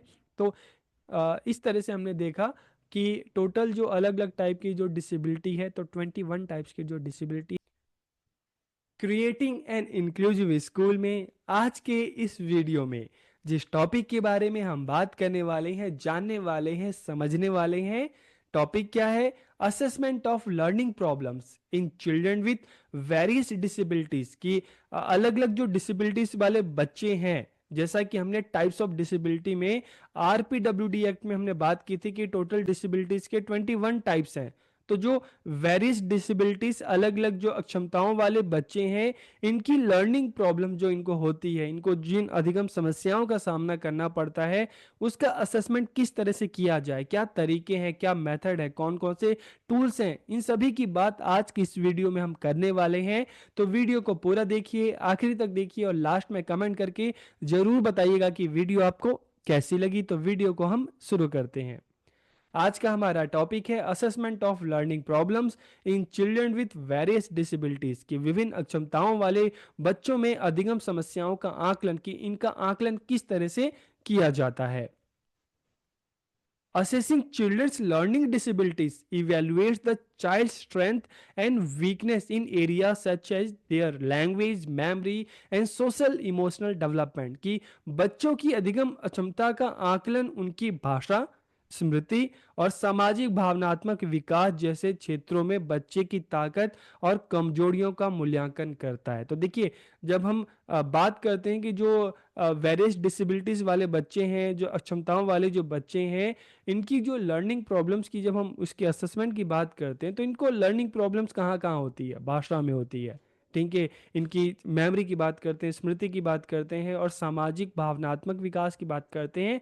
तो यहाँ पर पता लगाया जाता है कि चाहे लैंग्वेज की बात करें, मेमोरी की बात करें, चाहे हम बात करते हैं सोशल इमोशनल डेवलपमेंट की, कि यहाँ पर इनकी स्ट्रेंथ क्या है, इनकी वीकनेस क्या है। क्योंकि जब लर्निंग प्रॉब्लम्स को एसेस किया जाएगा, उसका पता लगाया जाएगा, पता लगने के बाद ही फिर रेमेडी दी जा सकती है। क्योंकि अक्सर हम ऐसे बच्चों को देखते हैं, उनकी जो भाषा है, बोलने में दिक्कत होती है, सुनने में दिक्कत होती है, लिखने में दिक्कत होती है, ठीक है, और मेमोरी की बात करें तो चीज़ों को उतना याद रख नहीं पाते। अगर हम बात करें सोशल इमोशनल डेवलपमेंट की बात करें, तो यहाँ पर भी इनको बहुत ही ज़्यादा समस्याओं का सामना करना पड़ता है, ठीक है, इमोशनल स्टेबिलिटी उतनी अच्छी नहीं होती इनकी। तो this assessment can help identify learning problems and learning disability, की हम मूल्यांकन सीखने की समस्याओं और सीखने की अक्षमताओं की पहचान करने में मदद करता है कि जो बच्चे हैं, ठीक है, उनकी लर्निंग डिसेबिलिटीज क्या क्या है और उनको सीखने में किस तरह की प्रॉब्लम होती है। तो इसका असेसमेंट किया जाता है। अब हम बात करते हैं असेसमेंट मेथड की, आकलन के कौन कौन से तरीके हैं। तो देखिए, सबसे पहले हम अचीवमेंट टेस्ट की बात करते हैं कि बच्चे जब स्कूल में जाते हैं तो एक टाइम पीरियड में बच्चा कितना सीखता है, उसका पता लगाने के लिए टीचर जो है अक्सर टेस्ट लेते हैं, ठीक है। तो बच्चों की अचीवमेंट का पता लगाने के लिए टेस्ट लेते हैं, इसलिए इस तरह के टेस्ट को हम अचीवमेंट टेस्ट या उपलब्धि परीक्षण कहते हैं, जिसमें पता चलता है कि एक टाइम पीरियड में बच्चे ने कितना सीखा, कितना जाना, और किस सब्जेक्ट में बच्चा बहुत अच्छा है, किस सब्जेक्ट में बच्चा वीक है। तो इस तरह की अचीवमेंट जो टेस्ट से बच्चों के बारे में पता चलता है कि उनकी लर्निंग क्या है, उनको किस तरह की लर्निंग प्रॉब्लम्स का सामना करना पड़ रहा है, क्या बच्चे को जो पढ़ाया जा रहा है उसको समझ में आ रहा है कि नहीं, बच्चे जिस तरह से लिख रहे हैं कि उनके लिखने का तरीका क्या है, क्या सही से लिख पा रहे हैं, क्या जो बच्चे को आपने एक टाइम पीरियड में जो भी सिखाया, क्या जो बताया, क्या बच्चे उसको अच्छे से एक्सप्लेन कर पा रहे हैं। तो इस तरह से असेसमेंट टेस्ट के द्वारा भी बच्चों की जो अचीवमेंट है, ठीक है, उसका पता लगाने का प्रयास किया जाता है। और अक्सर देखते हैं कि इन्हीं टेस्ट का जो रिजल्ट आता है उसी के बेस पर बच्चों को अलग अलग कैटेगरी में डिवाइड भी किया जाता है कि अच्छा, इन बच्चों को किसी तरह की कोई प्रॉब्लम नहीं है, और ये एवरेज बच्चे हैं इनको थोड़ी प्रॉब्लम है, और ये बिलो एवरेज है। तो इस तरह से बच्चों को कैटेगराइज किया जाता है, और उस आधार पर उनकी फिर हेल्प की जाती है, उनके लिए अलग अलग क्लासेस चलाई जाती हैं, उनकी काउंसलिंग की जाती है। फिर एटीट्यूड टेस्ट की बात करते हैं, तो देखिए जो स्पेशल बच्चे होते हैं ना, जिसको हम जो अलग अलग डिसेबिलिटी से जो पीड़ित बच्चे होते हैं, तो कहीं ना कहीं उनकी जो मनोवृत्ति परीक्षण इसलिए किया जाता है ताकि उनकी एटीट्यूड का पता लगाया जा सके, क्योंकि उनका जो एटीट्यूड होता है बाकी नॉर्मल बच्चों से काफ़ी अलग होता है, ये बहुत ज़्यादा हाइपर भी इस तरह के बच्चे होते हैं। तो used to measure a person's desirable responses to a specific topic और सिचुएशन, कि किसी विशिष्ट विषय या स्थिति पर किसी व्यक्ति की वांछनीय प्रक्रियाओं को मापने के लिए उपयोग किया जाता है क्या, एटीट्यूड टेस्ट, की अलग अलग जो सिचुएशन है उसमें बच्चों का क्या रिस्पॉन्स है, अलग अलग सिचुएशन जो बच्चों को दिया जा रहा है उसमें किस तरह के बच्चा रिस्पॉन्स करता है। तो इस तरह से बच्चों की जो व्यवहार है, उनका जो एटीट्यूड है उसको मापा जाता है। नॉर्मली हम देखते हैं जो अलग अलग जो डिसेबिलिटीज जो बच्चे हैं जो उससे पीड़ित होते हैं, उनका जो व्यवहार है सामान्य बच्चों से काफी अलग होता है। ठीक है। इंटेलिजेंट टेस्ट की अगर हम बात करें, बुद्धि परीक्षण, तो इससे बच्चों की बुद्धि का पता लगाया जाता है, उनकी बौद्धिक क्षमता का पता लगाया जाता है। तो used to measure a person intelligence in different situation and aspect, की विभिन्न स्थितियों और पहलुओं में किसी व्यक्ति की बुद्धि को मापने के लिए इस तरह का जो असेसमेंट का एक तरीका है, क्या है, इंटेलिजेंट टेस्ट, बुद्धि परीक्षण। ठीक है। तो इससे भी जो बच्चे स्पेशल बच्चे हैं, जो अलग अलग डिसेबिलिटीज वाले जो बच्चे हैं, ठीक है, उनकी जो इंटेलिजेंट टेस्ट के थ्रू उनकी जो बुद्धि का है, उनकी जो बौद्धिक क्षमता है उसका पता लगाया जाता है। फिर इमोशनल इंटेलिजेंस टेस्ट, जो इंटेलिजेंट टेस्ट का ही एक टाइप है, used to measure a person's ability to regulate their emotions. तो देखिए अक्सर हम देखते हैं कि जो इस तरह के जो बच्चे होते हैं उनका जो हम इमोशंस की बात करें तो इसमें काफ़ी वो वीक होते हैं। ठीक है। तो किसी व्यक्ति की अपनी भावनाओं को नियंत्रित करने की क्षमता क्या है, क्या नॉर्मल बच्चों की तरह है, या बिल्कुल बच्चे उस पर बिल्कुल ही कंट्रोल नहीं कर पा रहे। ठीक है। तो किसी व्यक्ति की अपनी भावनाओं को नियंत्रित करने की क्षमता को मापने के लिए उपयोग किया जाता है। तो इससे किसी का इमोशनल इंटेलिजेंस का पता लगता है कि क्या एवरेज है, क्या एवरेज से ज़्यादा है, या बहुत ही कम है, बहुत ही वीक है, इस तरह का पता लगाया जाता है इमोशनल इंटेलिजेंस टेस्ट से। फिर न्यूरोसाइकोलॉजिकल टेस्ट की अगर हम बात करें तो used to measure a person's cognitive function such as memory, attention and language, की किसी व्यक्ति की संज्ञानात्मक कार्य प्रणाली, मतलब उसके दिमाग से संबंधित, माइंड से रिलेटेड, चाहे हम मेमोरी की बात करें, स्मृति की बात करें, अटेंशन की बात करें, या लैंग्वेज की बात करें, तो इसको मेजर किया जाता है, इसका पता लगाया जाता है न्यूरोसाइकोलॉजिकल टेस्ट में। फिर डायरेक्ट ऑब्जर्वेशन टेस्ट, तो इसमें क्या है, आप जिस पर्सन के बारे में आपको जानना है आप उसको डायरेक्ट ऑब्जर्व कर सकते हैं।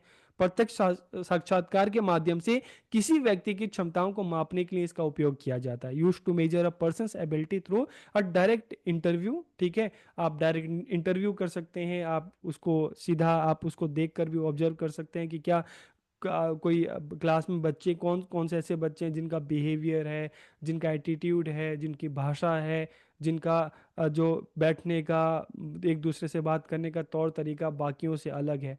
ठीक है। तो डायरेक्ट ऑब्जर्वेशन भी किया जा सकता है, इंटरव्यू भी बच्चों का लिया जा सकता है, ताकि बच्चों के बारे में पता चल सके, उनको क्या क्या लर्निंग प्रॉब्लम्स होती हैं उसके बारे में बच्चों को पता मतलब उसके बारे में टीचर्स को जो है पता चल सके। फिर असेसमेंट टूल की बात करते हैं कि ऐसे कौन कौन से टूल्स हैं जिसमें जो अलग अलग जो डिसेबिलिटी जो वाले बच्चे होते हैं, ठीक है, उनके बारे में, उनकी प्रॉब्लम्स के बारे में पता लगाया जाता है। तो हम टूल्स की बात करते हैं।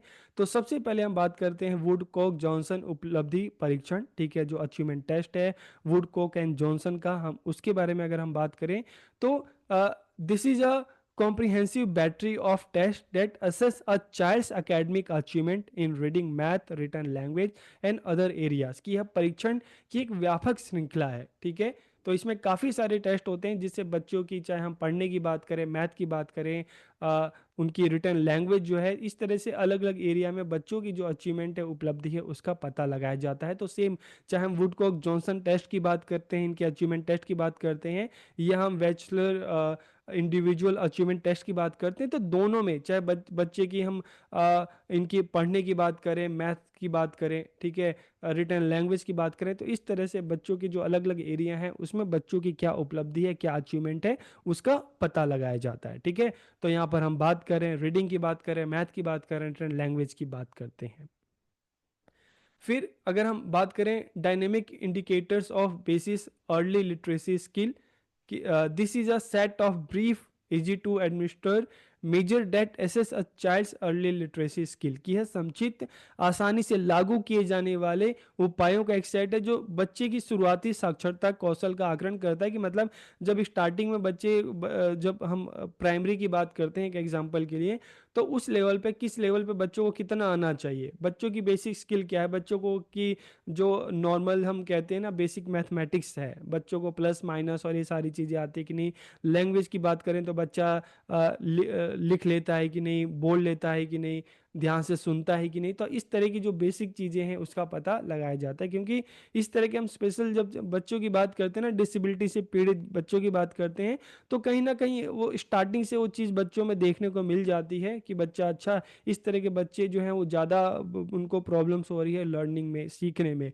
तो इस तरह के टेस्ट से इन चीज़ों के बारे में पता लगाया जाता है। फिर हम बात करते हैं Kaufman test of educational achievement. तो this is a comprehensive battery of test that assess a child's academic achievement in reading, math, written language and other area. तो यहाँ पर भी अगर हम बात करते हैं तो सेम, जब हम कॉफमैन के इनके एजुकेशनल अचीवमेंट टेस्ट की बात करते हैं तो यहाँ पर भी सेम यही चीज़ है कि रीडिंग है, मैथ है, रिटन लैंग्वेज है, और इन इसके बारे में इस टेस्ट में पता लगाया जाता है, ठीक है।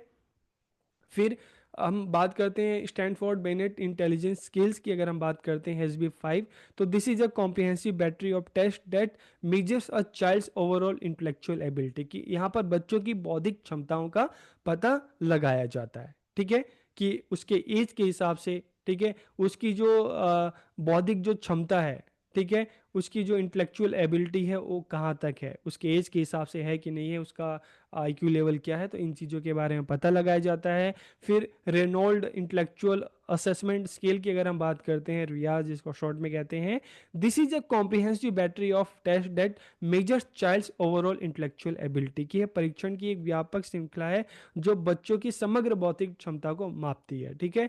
तो चाहे हम स्टैनफोर्ड बिनेट इंटेलिजेंस स्केल की बात करें या हम रेनॉल्ड इंटेलेक्चुअल असेसमेंट स्केल की बात करें, तो ये दोनों ही बच्चों की जो इंटेलेक्चुअल एबिलिटी है, बौद्धिक क्षमता है, उसको मापता है, ठीक है। फिर अगर हम बात करते हैं NEPSY 2 की बात करते हैं, तो this is a neuropsychological assessment that evaluates a child's brain function and structure. की एक जो इस टेस्ट की जो हम बात करते हैं तो ये बच्चों की मस्तिष्क के कार्य और संरचना का मूल्यांकन करता है, ठीक है। और अगर हम बात करते हैं clinical evaluation of language fundamental CELF5 की बात करें, तो this is a comprehensive assessment of child speech and language development. की यह एक बच्चे के भाषण और भाषा विकास का एक व्यापक मूल्यांकन है, टूल है, ठीक है, जिससे बच्चों की जो उनकी जो लैंग्वेज है, लैंग्वेज डेवलपमेंट है, और उनका जो बोलने का है, स्पीच जो है, इसका माप करता है कि क्या बच्चे की जिस तरह से उनकी मतलब जो भाषा है, ठीक है, उसकी जो नॉलेज है, भाषा का जो विकास है बच्चों में, क्या उनके एज के हिसाब से हो रहा है कि नहीं हो रहा। तो इसका मापन होता है और इसमें पता लगाया जाता है कि लैंग्वेज में बच्चों को जो लर्निंग क्या क्या प्रॉब्लम्स हो रही है, क्या नहीं हो रही, तो इससे पता चलता है। ठीक है, तो ये अलग अलग असेसमेंट टूल्स हैं। अब इनके इंपॉर्टेंस की अगर हम बात करें, जो अलग अलग हमने मेथड्स की बात की, टूल्स की बात की, तो identifies learners individual learning style, तो शिक्षार्थी की जो व्यक्तिगत अधिगम शैली की पहचान करता है कि बच्चों की लर्निंग स्टाइल क्या है, बच्चे किस तरह से ज़्यादा सीखते हैं, और बच्चों को क्या क्या दिक्कतें होती हैं सीखने में। अलग अलग सब्जेक्ट हैं, किन सब्जेक्ट में बच्चों को दिक्कत नहीं हो रही, किन सब्जेक्ट में बच्चों को ज़्यादा प्रॉब्लम हो रही है, तो बच्चों को क्या क्या प्रॉब्लम्स का सामना करना पड़ रहा है, उनकी इंडिविजुअल लर्निंग स्टाइल कैसी है, बच्चा देख के सुन रहा है, बच्चा आपस में बात करके चीज़ों को सीख रहा है। ठीक है, किस तरह से बच्चा सीख रहा है, बच्चा सेल्फ स्टडी करके ज़्यादा अच्छे तरीके से सीख रहा है, बच्चा एक दूसरे से डिस्कस करके सीख रहा है, तो यहाँ पर इंडिविजुअल लर्निंग स्टाइल का पता चलता है। फिर अंडरस्टैंड प्रॉब्लमेटिक बिहेवियर, कि इससे बच्चों की जो समस्याग्रस्त व्यवहार है उसके बारे में पता चलता है कि बच्चों का जो बिहेवियर है, अगर प्रॉब्लमेटिक बिहेवियर है तो क्यों है, क्या रीजन है। फिर identifies areas where additional support is needed, कि उन क्षेत्रों की पहचान करता है जहाँ पर बच्चों को अतिरिक्त सहायता की आवश्यकता होती है। फिर identifies the underlying causes of a person symptoms, कि किसी व्यक्ति के लक्षणों के अंतर्निहित कारणों की पहचान करता है, कि अगर बच्चों को मान लो प्रॉब्लम है, लिखने में प्रॉब्लम है, मैथ्स में प्रॉब्लम है, जिस एरिया में प्रॉब्लम है तो उसका रीजन क्या है उसके बारे में पता लगाता है। और develops a treatment plan tailored on to the person's need, की व्यक्ति की जरूरत के हिसाब से उपचार योजना विकसित करता है। और monitor the persons progress in treatment, की उपचार में व्यक्ति की प्रगति की निगरानी करता है, कि अच्छा बच्चों का जो ट्रीटमेंट दी जा रही है वो कहाँ तक जो है ट्रीटमेंट बच्चों के लिए यूज़फुल है, उससे बच्चों को कितना फ़ायदा हो रहा है, तो इसकी जो है मॉनिटर भी करता है, मॉनिटरिंग भी करता है। ठीक है, अक्सर आप सभी ने चाहे हम रोड की बात करें, मार्केट की बात करें, मेट्रो स्टेशन की बात करें, रेलवे स्टेशन की बात करें, बस टर्मिनल की बात करें, आपने ऐसे लोगों को देखा होगा जो जिनको चलने में दिक्कत है, जो ठीक से चल नहीं सकते, जिनको हम हैंडीकैप कहते हैं, डिसेबिलिटी, जो अलग अलग डिसेबिलिटी वाले लोग हैं, जो देख नहीं सकते, जो बोल या सुन नहीं सकते। ठीक है, तो अक्सर आपने देखा होगा ये अलग अलग डिवाइसेस का, अलग अलग इक्विपमेंट्स का यूज़ करते हैं। जो देख नहीं सकते अक्सर वो वाइट कलर की जो केन होती है, जो स्टिक होती है, उसका इस्तेमाल करते हैं। ठीक है, जिनको चलने में दिक्कत होती है वो बैसाखी या व्हील चेयर का इस्तेमाल करते हैं। जिनको सुनने में दिक्कत होती है वो हियरिंग जो एड्स है उसका इस्तेमाल करते हैं, कान में जैसे ईयर बड हम लगाते हैं उस तरह से उसका इस्तेमाल करते हैं। तो इस तरह से अलग अलग डिवाइसेस हैं, अलग अलग इक्विपमेंट्स हैं, अलग अलग टेक्नोलॉजी है। ठीक है, फ़ोन में भी अक्सर आपने देखा होगा कि जो इस तरह के डिसेबिलिटी वाले लोग होते हैं तो उनके लिए फ़ोन में भी अलग टेक्नोलॉजी होती है, और हर चीज़ जो भी टेक्स्ट आ रहा है जो भी है उसको रीड करके उनको उसकी वॉइस उनको सुनाई देती है। ठीक है, तो ये अलग अलग टेक्नोलॉजी है, अलग अलग सॉफ्टवेयर हैं। ठीक है, जिनकी हेल्प से, जिनकी सहायता से जो अलग अलग डिसेबिलिटी वाले जो लोग होते हैं, जो इससे पीड़ित लोग होते हैं, उनकी लाइफ को, उनके जीवन को आसान बनाने का प्रयास किया जाता है। तो आज की इस वीडियो में हम जिस टॉपिक पर बात करेंगे, assistive devices, equipments and technologies for different disabilities, की विभिन्न अक्षमताओं के लिए सहायक यंत्र, उपकरण और टेक्नोलॉजी, तकनीकी। तो वीडियो को पूरा देखिए, आखिरी तक देखिए, और लास्ट में कमेंट करके जरूर बताइए कि वीडियो आपको कैसी लगी। तो वीडियो को हम शुरू करते हैं। तो आज का हमारा टॉपिक है assistive devices, equipments and technology for different disability, की विभिन्न अक्षमताओं के लिए सहायक यंत्र, उपकरण और तकनीकी। तो देखिए, जब हम असिस्टिव डिवाइस की बात करते हैं, इक्विपमेंट्स की बात करते हैं, टेक्नोलॉजी की बात करते हैं, तो अलग अलग जो डिसेबिलिटीज जो हैं उसमें ये बहुत ज़्यादा हेल्पफुल हैं, बहुत ज़्यादा सहायक है।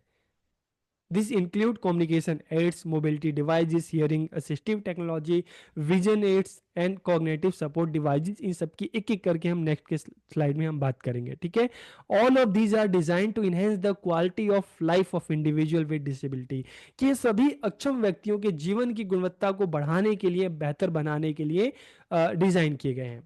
तो हम यहाँ पर अलग अलग जो डिवाइसेस हैं, इक्विपमेंट्स है, उसकी बात करेंगे। हम सबसे पहले मोबिलिटी इम्पेयरमेंट डिवाइसेस है उसकी हम बात करेंगे, फिर कम्युनिकेशन इम्पेयरमेंट डिवाइसेस है उसकी हम बात करेंगे, फिर विजन इम्पेयरमेंट डिवाइसेस है हम उसकी बात करेंगे, हियरिंग इम्पेयरमेंट डिवाइसेस है उसकी बात करेंगे, कॉग्निटिव इम्पेयरमेंट डिवाइसेस है हम उसकी बात करेंगे, ताकि जो एक जगह से दूसरी जगह आ जा नहीं सकते, जो खड़े नहीं हो सकते, चल नहीं सकते, जो सुन नहीं सकते, जो देख नहीं सकते, ठीक है, जो जिनको सोचने समझने में चीज़ों को जल्दी से नोटिस करने में इनको दिक्कत होती है, ठीक है, याद करने में दिक्कत होती है, तो इन अलग अलग इनके लिए अलग अलग जो कैटेगरी है डिसेबिलिटी की, तो उनके लिए जो अलग अलग जो टूल्स हैं, जो इक्विपमेंट्स हैं, जो टेक्नोलॉजी है, एक एक करके हम सभी पर बात करेंगे, ठीक है। तो इन सभी पॉइंट्स को देखिए ताकि आपको इस टॉपिक के बारे में अच्छे से पता चल सके। तो सबसे पहले मोबिलिटी इंपेयरमेंट की बात करते हैं। गतिशीलता में कमी मतलब क्या है? इस तरह के डिवाइसेस किसके लिए बनाए गए हैं जिनको एक जगह से दूसरी जगह आने जाने में तकलीफ होती है, दिक्कत होती है। किनको दिक्कत होती है? जो हैंडीकैप है, ठीक है, जो विकलांग है, जो चल नहीं सकते, ठीक है, जो ठीक से खड़े नहीं हो सकते, तो इनके लिए किस किस तरह की जो टेक्नोलॉजी है, जो इक्विपमेंट्स है बनाए गए हैं, चाहे व्हील चेयर की बात करें, स्कूटर्स की बात करें, तो अक्सर आपने स्कूटर्स भी देखा होगा, उसमें 2 व्हील एक्स्ट्रा लगे होते हैं, ठीक है, वॉकर्स होते हैं, केन्स होती हैं, जैसे देखते हैं ना इनके लिए, जैसे आपको इमेज में देख रहे हैं, केन्स हैं। और जो crutches help individual with physical disability move around safely and independently. कि व्हील चेयर की बात करें, स्कूटर की बात करें, वॉकर की बात करें, बेंच की बात करें, वैसाखी की बात करें, ये सभी शारीरिक रूप से जो विकलांग व्यक्ति हैं, जो दिव्यांग व्यक्ति हैं, उनको सुरक्षित और स्वतंत्र रूप से एक जगह से दूसरी जगह आने जाने में मदद करता है। इसके अलावा अगर हम एडेप्टिव ट्रांसपोर्टेशन की बात करते हैं, तो आप बस में देखिए, आप मेट्रो स्टेशन को देखिए, आप रेलवे स्टेशन पे जाके देखिए, बस टर्मिनल में देखिए, ऑटोमेटिक जो चेयर होती हैं, एस्लेटर होते हैं, चाहे हम उसकी बात करें, हम लिफ्ट की बात करें, हम रैम की बात करते हैं, तो ये हमें देखने को मिलता है। ये बेसिकली इनका जो मकसद क्या होता है, ताकि इस तरह के जो अलग अलग डिसेबिलिटी वाले जो लोग होते हैं, ठीक है, उनको एक जगह से दूसरी जगह, ग्राउंड फ्लोर से फर्स्ट फ्लोर, सेकंड फ्लोर में आने जाने में किसी तरह की दिक्कत ना हो। तो इसीलिए इस तरह के एडेप्टिव ट्रांसपोर्टेशन जो है वो डेवलप किए गए हैं, मॉडिफाई किए गए हैं, ताकि सभी लोगों को एक जगह से दूसरी जगह आने जाने में कोई दिक्कत ना हो, स्पेशली जो डिसेबल लोग जो हैं, ठीक है। इसके अलावा होस्ट एंड ट्रांसफर डिवाइसेस की हम बात करते हैं, तो these devices assist with transfer between bed, wheel chair and other surfaces, promoting safe and independent movement for individual with limited mobility. कि ये डिवाइस बिस्तर, व्हील चेयर और अन्य सतहों के बीच स्थानांतरण में सहायता करते हैं। सीमित गतिशीलता वाले व्यक्तियों के लिए सुरक्षित और स्वतंत्र जो आंदोलन है, जो उनकी सहायता करते हैं। तो अक्सर हमने देखा होगा कि आप बेड को भी अगर देखिए, तो उसमें भी व्हील्स लगे होते हैं, ठीक है, उसमें भी उसको भी फोल्ड किया जा सकता है। और इन डिवाइसेस की मदद से जो इस तरह के जिनको एक जगह से दूसरी जगह आने जाने में दिक्कत होती है, इनको व्हील चेयर पर शिफ्ट किया जाता है, व्हील चेयर से इनको बेड पे शिफ्ट किया जाता है। तो बहुत सारे ऐसे डिवाइसेस हैं, ठीक है। स्मार्ट व्हील चेयर की बात करते हैं, तो एक तो नॉर्मल व्हील चेयर होता है, ठीक है, जिसमें उसको हम अपने हाथ से जो आगे बढ़ाया जाता है, ठीक है, मूव किया जाता है। और आजकल हम देखते हैं कि जो स्मार्ट व्हील चेयर हैं, जो रिमोट से जो है उनको कमांड दी जाती है, वॉइस कमांड दी जाती है, उससे वो चलते हैं, ठीक है। तो इस तरह से मोबिलिटी इम्पेयरमेंट जो डिवाइसेस हैं, ठीक है, जिनसे उन लोगों को हेल्प मिलती है जिनको एक जगह से दूसरी जगह आने जाने में समस्या का सामना करना पड़ता है। फिर कम्युनिकेशन इम्पेयरमेंट की बात करें, इस तरह के जो डिवाइसेस, संसार में कमी, ठीक है, इस तरह के जो डिवाइसेस हैं, तो सबसे पहले अगर हम बात करते हैं augmentative and alternative communication devices की बात करते हैं, तो these devices including speech generating devices and electronic communication board that help individual with speech or language impairment communicate effectively। कि ये उपकरण जिसमें भाषण उत्पादक उपकरण और इलेक्ट्रॉनिक संचार बोर्ड शामिल है, जो भाषण या भाषा संबंधी अक्षमताओं वाले व्यक्तियों को प्रभावी ढंग से संवाद करने में मदद करते हैं, ठीक है। बहुत बार हमने देखा है, पहले वॉकमैन का इस्तेमाल किया जाता था, आज मोबाइल में भी देखें तो उसमें अलग से फंक्शन होता है कि जिन लोगों को सुनने में, बोलने में इस तरह दिक्कत होती है, जो लोग देखने में दिक्कत होती है, तो ऐसे लोगों के लिए मोबाइल में अलग फीचर होते हैं, जो भी मैसेज आता है, जो भी टेक्स्ट आता है, तो पूरा वो रीड करके इनको मतलब बताते हैं, ठीक है, वॉइस कमांड के थ्रू इनको इंफॉर्मेशन सारी होती है, ठीक है। तो कम्युनिकेशन एड्स की बात करते हैं, तो इन उपकरणों में भाषण से पाठ संचार को सक्षम करने वाले सॉफ्टवेयर और इलेक्ट्रॉनिक संचार बोर्ड शामिल हो सकते हैं, जिससे हेल्प मिलती है। इस तरह के कम्युनिकेशन डिवाइसेस जो हैं, इनसे जो देख नहीं सकते, बोल नहीं सकते, सुन नहीं सकते, उन सभी को यहाँ पर हेल्प मिलती है। असिस्टिव लिसनिंग डिवाइसेस अगर हम इसकी बात करते हैं, तो ये उपकरण ध्वनियों को बढ़ाते हैं, और शोर भरे वातावरण में सुनने की क्षमता को बेहतर बनाने के लिए जो हियरिंग जो टूल्स हैं, ठीक है, श्रवण जो यंत्र हैं, ठीक है, चाहे हम कोक्लियर प्रत्यारोपण के साथ उपयोग किए जा सकते हैं। मतलब इनकी हेल्प से जो देखते हैं कि मान लो आसपास जो बहुत नॉइजी जो एनवायरनमेंट है, तो वहाँ पर भी आराम से चीज़ों को सुन सकते हैं इन डिवाइसेस की हेल्प से। वीडियो रिले सर्विसेज की अगर हम बात करते हैं, तो these services allow deaf and hard of hearing individual to communicate with hearing people through sign language via video calls। की ये सेवाएं बधिर और कम सुनने वाले व्यक्तियों को वीडियो कॉल के माध्यम से सांकेतिक भाषा के माध्यम से सुनने वाले लोगों के साथ संवाद करने की अनुमति देती है। अक्सर हमने न्यूज़ में भी देखा होगा ना, जैसे दूरदर्शन में आता था कि जो सुन नहीं सकते, जो बोल नहीं सकते, उनके लिए अलग से न्यूज़ जो आती थी, जहाँ पर फिंगर्स के माध्यम से जो साइन लैंग्वेजेस होती थी उसके माध्यम से जो है उनको चीज़ों के बारे में पता चलता था। तो इनके लिए अलग से न्यूज़ जो है प्रसारित की जाती थी। फिर स्क्रीन रिकॉर्डर की अगर हम विजन इंपेयरमेंट की बात करें, तो यहाँ पर हम स्क्रीन रीडर्स की बात करते हैं, ठीक है। तो ऐसा सॉफ्टवेयर जो कंप्यूटर या मोबाइल स्क्रीन पर टेक्स्ट को जोर से पढ़ता है, जिससे दृष्टिबाधित व्यक्ति डिजिटल सामग्री तक पहुंच सकते हैं, ठीक है। Software that read aloud text on a computer और mobile screen, enabling individual with visual impairment to access digital content, ताकि जो भी मोबाइल पे टेक्स्ट मैसेज आता है, जो स्क्रीन पे चीज़ें होती हैं, उसके बारे में इनको पता चल सके। जो देख नहीं सकते वो आराम से इसको सुन सकते हैं, ठीक है। इसके अलावा ब्रेल डिस्प्ले की अगर हम बात करते हैं, तो ऐसे उपकरण जो ब्रेल में टेक्स्ट प्रदर्शित करते हैं, जिससे जो लोग देख नहीं सकते, ठीक है, व्यक्ति डिजिटल सामग्री को आराम से पढ़ सकते हैं, जैसा आपको इमेज में दिया गया। तो आजकल इतनी सारी टेक्नोलॉजी है, जो सुन नहीं सकता, जो देख नहीं सकता, तो इन टेक्नोलॉजी के माध्यम से इनकी लाइफ आसान हो जाती है। इनको जो भी न्यूज़ है, जो भी इंफॉर्मेशन है, ठीक है, वो इन तक पहुंच जाती है, सुन सकते हैं उसको, फिंगर्स के माध्यम से रीड कर सकते हैं। इसके अलावा स्क्रीन मैग्नीफायर की अगर हम बात करें, तो सॉफ्टवेयर और hardware that magnifies text and images on a screen, जैसे आप देख रहे हैं, making them easier to see for individual with low vision. कि ऐसा सॉफ्टवेयर या हार्डवेयर जो स्क्रीन पर टेक्स्ट और छवियों को बड़ा करके दिखाता है, जिससे कम दृष्टि वाले, जिनको देखने में या छोटे जो अक्षर हैं, उनको पहचानने में दिक्कत होती है, वो आराम से इसको देख सकते हैं, आराम से इसको पढ़ सकते हैं। और ऑप्टिकल डिवाइसेस की अगर हम बात करें, तो यहाँ पर चाहे हम टेलीस्कोप की बात करें, अदर ऑप्टिकल डिवाइसेस की हम बात करते हैं, can help individual with low vision to see object at a distance. की टेलीस्कोप और अन्य ऑप्टिकल डिवाइसेस कम दृष्टि वाले व्यक्तियों को दूर की वस्तुओं को देखने में मदद कर सकते हैं। फिर हियरिंग इम्पेयरमेंट की बात करें, जिनको सुनने में कमी होती है, तो उनके लिए हियरिंग एड आते हैं। Device that amplify sound and improve speech perception for individual with hearing loss. कि ऐसे उपकरण जो ध्वनि को बढ़ाते हैं और जो श्रवण हानि वाले व्यक्तियों के लिए भाषण धारणा में सुधार करते हैं, ताकि वो चीज़ों को सुन सकें। फिर असिस्टिव लिसनिंग डिवाइसेस की अगर हम बात करते हैं, तो ऐसे उपकरण जो ध्वनि को बढ़ाते हैं और शोर भरे वातावरण में सुनने की क्षमता में सुधार करने के लिए श्रवण यंत्रों या कोक्लियर जो प्रत्यारोपण जो है, ठीक है, हम इसकी बात करते हैं, तो इसके साथ उपयोग किए जा सकते हैं, ताकि नॉइजी एनवायरनमेंट में भी जिन लोगों को सुनने में दिक्कत होती है, वो आराम से चीज़ों को, साउंड को जो है उसको समझ सकें, सुन सकें। फिर अगर हम बात करें कि कोक्लियर इम्प्लीमेंट्स की बात करते हैं, devices that bypass damage parts of the inner ear to restore hearing. की ऐसे उपकरण जो सुनने की क्षमता को बहाल करने के लिए आंतरिक कान के जो क्षतिग्रस्त हिस्से हैं, ठीक है, वहां तक भी जो साउंड है उसको पहुंचाते हैं, ठीक है। फिर अलर्टिंग डिवाइसेस की हम बात करते हैं, तो devices that alerts individual with hearing impairment to sound such as alarm, doorbells and smoke detectors. की ऐसे उपकरण जो श्रवण हानि वाले व्यक्तियों को ध्वनियों के प्रति सचेत करते हैं, जैसे अलार्म हो गया, डोरबेल हो गया, स्मोक डिटेक्टर हो गया, ठीक है।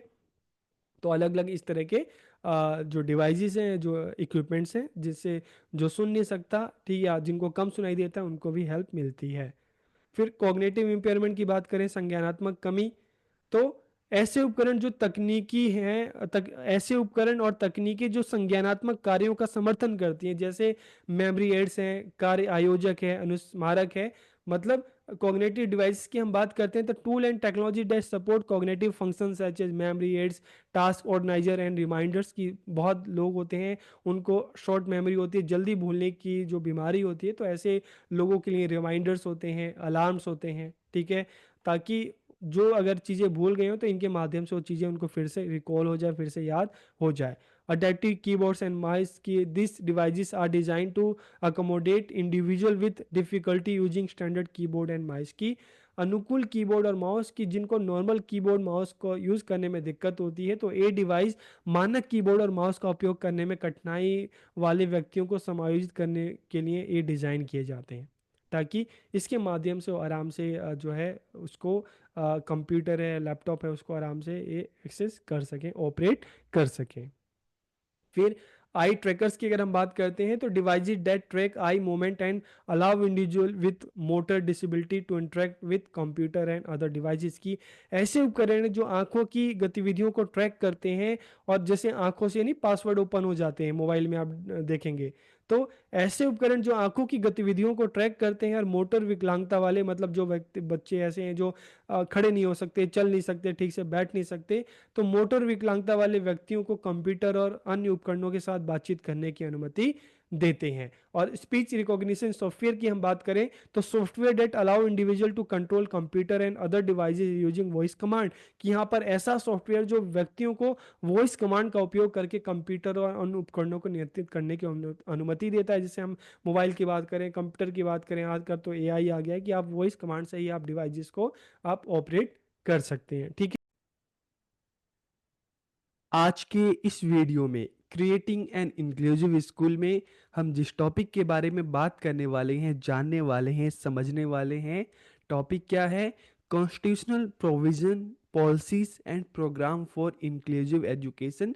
तो इस वीडियो में हम बात करेंगे कि इंक्लूसिव एजुकेशन को लेकर आज़ादी के बाद, मतलब आफ्टर 1947 जो भी कॉन्स्टिट्यूशनल प्रोविजंस बने, जो भी पॉलिसी आई, जो भी प्रोग्राम आए, तो इस वीडियो में हम उन सभी की बात करेंगे। तो वीडियो को पूरा देखिए, आखिरी तक देखिए और लास्ट में कमेंट करके ज़रूर बताइएगा कि वीडियो आपको कैसी लगी। तो वीडियो को हम शुरू करते हैं। तो आज का हमारा टॉपिक है constitutional provisions, policies and programme for inclusive education की समावेशी शिक्षा के लिए संवैधानिक प्रावधान, नीतियां और कार्यक्रम। तो देखिए 1947 से लेकर और आज तक इंक्लूसिव एजुकेशन को लेकर जो भी पॉलिसीज आई हैं, जो भी कॉन्स्टिट्यूशन में प्रोविजंस हुए हैं, जो भी नीतियां आई हैं, इस वीडियो में हम सबकी बात करने वाले हैं। तो आखिर तक वीडियो को देखिएगा, लास्ट में आप कमेंट करके जरूर बताइएगा कि आपको वीडियो कैसा लगा। तो 1947 में हमें आज़ादी मिली और 1950 को 26 जनवरी 1950 को हमारा संविधान बनकर तैयार हो गया। तो हमारे कॉन्स्टिट्यूशन में क्या कहा गया? हमारे कॉन्स्टिट्यूशन में राइट टू इक्वलिटी की बात की गई कि चाहे भारत में रहने वाला कोई भी व्यक्ति किसी भी रिलीजन का हो, किसी भी कास्ट का हो, चाहे नॉर्मल हो, चाहे स्पेशल हो, कोई भी हो, सब कॉन्स्टिट्यूशन के नज़र में, संसद के नज़र में, संविधान के नज़र में, कानून के नज़र में सब समान है, सबको इक्वल अपॉर्चुनिटी मिलेगी। और इसके साथ के साथ आर्टिकल 45 में उस टाइम आर्टिकल 45 बना था। आर्टिकल 45 में कहा गया था कि 6 से लेकर 14 इयर्स का जो एज ग्रुप है, उनको बच्चों को फ्री एंड कंपल्सरी एजुकेशन दी जाए। चाहे कोई भी बच्चा हो भारत में रहने वाला, चाहे किसी भी कास्ट का हो, चाहे नॉर्मल हो, चाहे स्पेशल हो, चाहे किसी रिलीजन का हो, सभी को 6 से लेकर 14 इयर्स के सभी बच्चों को फ्री एंड कंपल्सरी एजुकेशन दी जाए। आर्टिकल 45 में उस टाइम में बात की गई थी। आगे चलकर ये जो प्रोविजन था फ्री एंड कंपल्सरी एजुकेशन का, आर्टिकल 45 की जगह किस में आ गया? आर्टिकल 21A में। और आर्टिकल 45 में ईसीसी की बात की गई। उसके बाद कोठारी कमीशन आया 1964 में, और इसने अपने सजेशन जो है गवर्नमेंट ऑफ इंडिया को 1966 में दिए। तो कोठारी कमीशन ने क्या कहा? कोठारी कमीशन ने कहा कि जो स्पेशल बच्चे हैं, इनके लिए भी एक इंटीग्रेटेड प्रोग्राम चलाया जाए, इनकी भी एजुकेशन की व्यवस्था की जाए, ताकि इन बच्चों को भी सिखाया जा सके, आगे बढ़ाया जा सके। तो शैक्षिक अवसरों की समानता सुनिश्चित करने के लिए विकलांग लोगों के लिए एक प्रभावी शिक्षा कार्यक्रम के विकास की आवश्यकता पर बल दिया गया। किसने दिया? कोठारी कमीशन ने।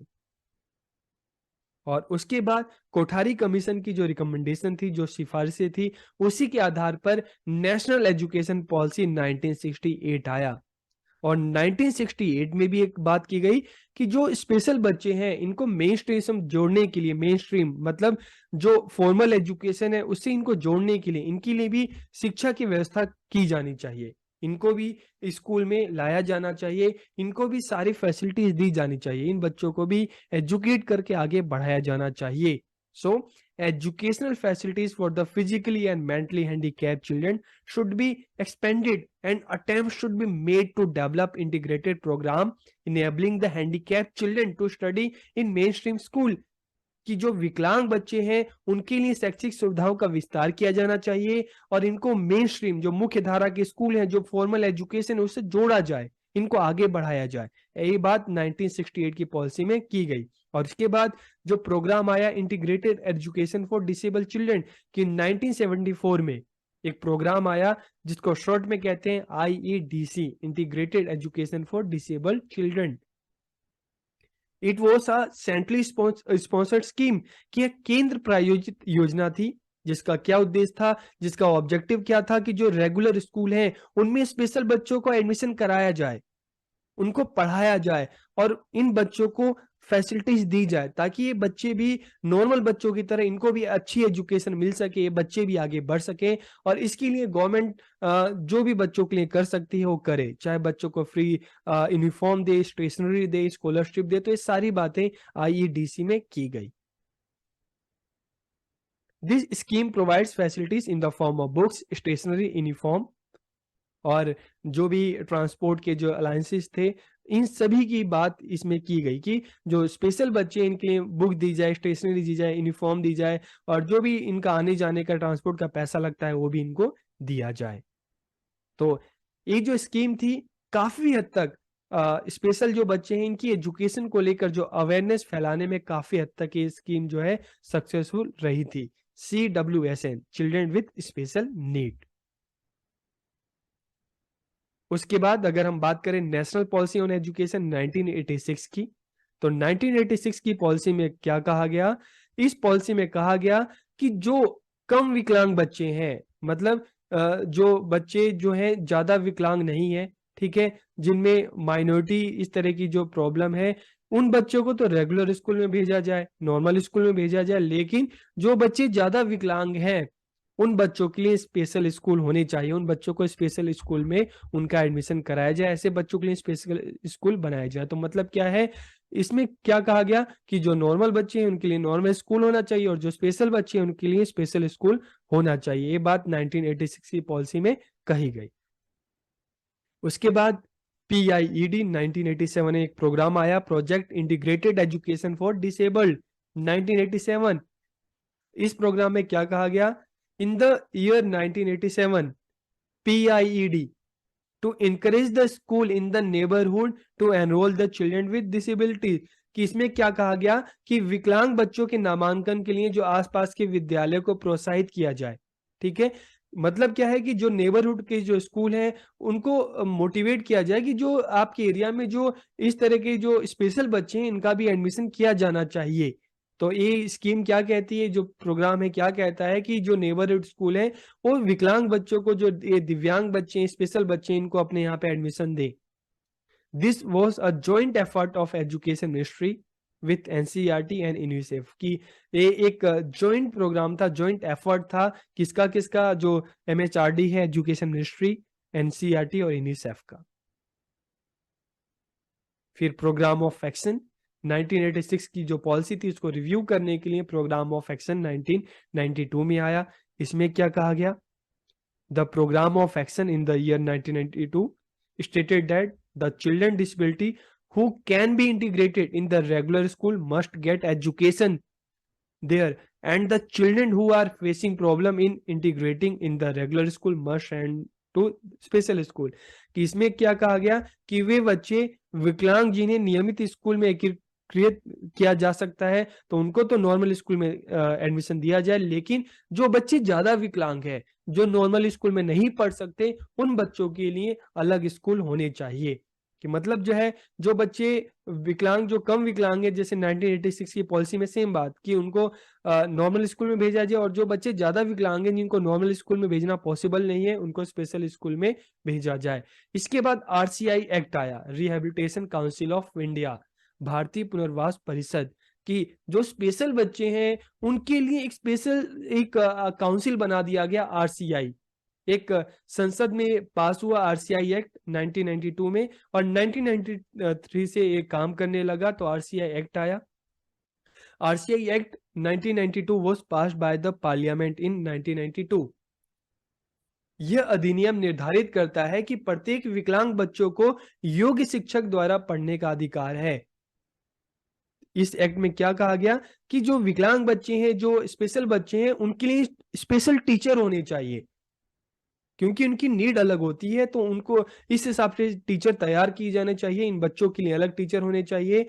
And this act make it mandatory for every special teacher to be registered by the council. और इस एक्ट के द्वारा ये भी कंपलसरी कर दिया गया कि जो भी स्पेशल टीचर हैं उनको RCI से क्या करना पड़ेगा, अपना रजिस्ट्रेशन करवाना पड़ेगा। जब तक वो RCI से रजिस्ट्रेशन नहीं करवाएंगे तब तक उन टीचर को स्पेशल टीचर नहीं कहा जाएगा, उनको लाइसेंस नहीं दिया जाएगा। इस अधिनियम ने उन शिक्षकों के लिए दंड का प्रावधान किया जो बिना लाइसेंस के विशेष आवश्यकता वाले बच्चों को पढ़ाने में लगे, कि जो टीचर ऐसे हैं जो स्पेशल जो बच्चों को पढ़ा ले लेंगे, उन्होंने रजिस्टर नहीं करवाया है RCI से, तो ऐसे टीचर्स को क्या किया जाएगा, उनको पनिश किया जाएगा। This act was enforced for regulating the training of rehabilitation professionals, कि ये अधिनियम पुनर्वास पेशेवरों के प्रशिक्षण को विनियमित करने के लिए लागू किया गया था। तो RCI एक्ट आया, तो RCI में क्या क्या, रिहेबिलिटेशन काउंसिल एक ऐसी बॉडी है, एक ऐसा ऑर्गेनाइजेशन है जो स्पेशल एजुकेशन पे काम करता है, चाहे ऐसे बच्चों के लिए करिकुलम बनाना हो, चाहे कोर्स बनाने हो, चाहे इंस्टीट्यूशन को एफिलिएशन देना हो, चाहे टीचर्स को लाइसेंस देना हो, तो ये सारा जो काम है ये RCI का काम है। ठीक है, तो आप भी अगर स्पेशल एजुकेशन में कुछ करना चाहते हैं तो आपको भी RCI की साइट पर जाकर, यहाँ पे जाकर आप चीजों को सर्च कर सकते हैं, एक्सप्लोर कर सकते हैं। फिर हम बात करते हैं DPEP, district primary education programme, 1994 में आया। तो नाम से पता चला डिस्ट्रिक्ट प्राइमरी एजुकेशन प्रोग्राम की मतलब डिस्ट्रिक्ट लेवल पे जो प्राइमरी एजुकेशन है उसके लिए प्रोग्राम आया। तो 1994 में प्रोग्राम लॉन्च किया गया। This programme was sponsored by the central government whose main objective was to complete the goal of universalization of primary education, कि ये केंद्र सरकार द्वारा बनाया गया था और इसका जो मुख्य उद्देश्य क्या था, प्राथमिक शिक्षा के सार्वभौमिकरण का पूरा लक्ष्य पूरा करना था, कि प्राइमरी एजुकेशन जो है वो सभी बच्चों को दी जाए, मतलब सभी बच्चे, भारत में रहने वाले सभी बच्चों को प्राइमरी एजुकेशन दी जाए, इसका मेन टारगेट था। और जब सभी की बात की जा रही है, सभी बच्चों की बात की जा रही है, तो नॉर्मल बच्चों के साथ साथ स्पेशल बच्चे, सभी की बात हो रही है, तो चाहे नॉर्मल बच्चे हैं चाहे स्पेशल बच्चे हैं, सभी को कम से कम प्राइमरी एजुकेशन तो दी जाए। इस कार्यक्रम द्वारा स्कूल की तैयारियों पे भी जोर दिया गया कि अगर बच्चा नहीं सीख पा रहा तो बच्चे की गलती नहीं है, स्कूल की भी गलती हो सकती है। अगर स्कूल में बच्चों को सही फैसिलिटी मिले, सही एजुकेशन मिले तो बच्चा चीजों को अचीव करेगा, लेकिन स्कूल में अगर ये चीजें नहीं होती तो बच्चा कैसे करेगा। तो यहाँ पे स्कूल को भी तैयार करने पे जोर दिया गया। To provide all children including children with disability with access to primary education, कि विकलांग बच्चों से ही सभी बच्चों को प्राथमिक शिक्षा दी जाए। और इसमें लड़कियों को सामाजिक रूप से जो पिछड़े समुदाय विकलांग बच्चे हैं, ठीक है, उन तक एजुकेशन को पहुंचाई जाए, जगह जगह प्राइमरी स्कूल खोले जाए ताकि एजुकेशन, प्राइमरी एजुकेशन है सभी तक पहुंच सके। To improve effectiveness of education through training of teachers, improvement of learning material and upgrading of infrastructure material, कि शिक्षकों के प्रशिक्षण की बात की गई, शिक्षण सामग्री में सुधार और जो भी हम इंफ्रास्ट्रक्चर की बात करते हैं उसको बेहतर बनाने का प्रयास किया गया इस प्रोग्राम के तहत। फिर हम बात करते हैं PWD एक्ट, 1995 में PWD एक्ट आया, पर्सन विथ डिसेबिलिटी एक्ट। कब पास हुआ? 1995 में। This act emphasises on the rights of the disable, कि ये अधिनियम विकलांगों के अधिकारों पर जोर देता है। यह अधिनियम सभी बच्चों को 18 वर्ष की आयु तक उपयुक्त वातावरण में निःशुल्क शिक्षा प्रदान करने की आवश्यकता पर बल देता है कि जो भी डिसेबल बच्चे हैं, जो भी स्पेशल बच्चे हैं, 18 ईयर्स की एज तक उनको फ्री एजुकेशन दी जाए। ये बात किसमें की गई? पीडब्ल्यूडी एक्ट 1995 में बात की गई। This act include transport facilities, financial incentives, vocational training, supply of books, uniform, scholarship। ठीक है, तो इस सारी की सारी चीजें और जो एग्जामिनेशन सिस्टम है वो भी बच्चों के लिए फ्लेक्सिबल बनाया जाए, जो स्पेशल बच्चे हैं, और जो करिकुलम है उसको भी फ्लेक्सिबल बनाया जाए, उसको फिर से बनाने जाने की जरूरत है। तो इस सारी की सारी बात किसमें की गई? पीडब्ल्यूडी एक्ट 1995 में की गई कि जो स्पेशल बच्चे हैं इनके लिए फैसिलिटीज प्रोवाइड की जाए, चाहे फाइनेंशियल है, चाहे ट्रांसपोर्ट की फैसिलिटीज है, इनके लिए वोकेशनल कोर्सेज चलाए जाए, स्कॉलरशिप दिया जाए, इनके लिए अलग से जो परीक्षा प्रणाली है वो की जाए, इनके लिए जो पाठ्यक्रम सिलेबस जो होना चाहिए, करिकुलम जो होना चाहिए, उसको फिर से रिस्ट्रक्चर किया जाए, इनकी नीड के हिसाब से चीजों को तैयार किया जाए। ये सारी बातें किसमें की गई? पीडब्ल्यूडी एक्ट 1995 में। उसके बाद नेशनल ट्रस्ट एक्ट आया 1999 में। The trust was formed for the welfare of person with autism, cerebral palsy, mental retardness and multiple disabilities. कि नेशनल ट्रस्ट एक्ट जो था, इसमें जो चार तरह की, चार कैटेगरी की बात की गई थी। कौन कौन सी कैटेगरी थी? पहला ऑटिज्म था, दूसरा जो है पालसी की बात की गई, मेंटल रिटार्डनेस की, और मल्टीपल डिसेबिलिटीज। ये चार जो चीजें, इस पे फोकस किया गया। यह ऐतिहासिक कानून उन व्यक्तियों के अधिकारों की रक्षा करता है और बढ़ावा देने की कोशिश करता है जो विकलांगता के क्षेत्र में दूसरों की तुलना में अधिक हाशिए पे हैं। तो मतलब जो डिसेबल हैं, जो स्पेशल जो बच्चे हैं, उनमें भी हम देखते हैं कि जो बच्चे इस कैटेगरी में होते हैं, कुछ की तो लाइफ इजी होती है, उनके पास फैसिलिटीज होती है, लेकिन कुछ जो होते हैं इसमें भी बिल्कुल मार्जिन पे होते हैं, उनके पास किसी तरह की फैसिलिटीज नहीं होती, ना रिसोर्सेज होते हैं। तो ये जो एक्ट है उन बच्चों के लिए स्पेशली काम करता है कि जो बिल्कुल ही मार्जिन पे चले गए, जिनके पास कुछ है ही नहीं आगे बढ़ने के लिए। तो इसमें बेसिकली ये चार जो अलग अलग कैटेगरी है, इस पे फोकस किया गया था। फिर 2001 में सर्व शिक्षा अभियान आया। नाम से ही पता चलता है सभी के लिए शिक्षा, चाहे नॉर्मल बच्चे हैं, स्पेशल बच्चे हैं, सभी के लिए शिक्षा की बात की गई। इस अभियान में सभी के लिए शिक्षा पर जोर दिया गया और जो स्पेशल बच्चे हैं उनके लिए स्कॉलरशिप की भी बात की गई। अब हम बात करते हैं curriculum for special education 2005। To develop curriculum for special education and its inclusion in general teacher preparation programme, RCI and NCT made a historical collaboration. कब किया इन्होंने? 19 जनवरी 2005 को।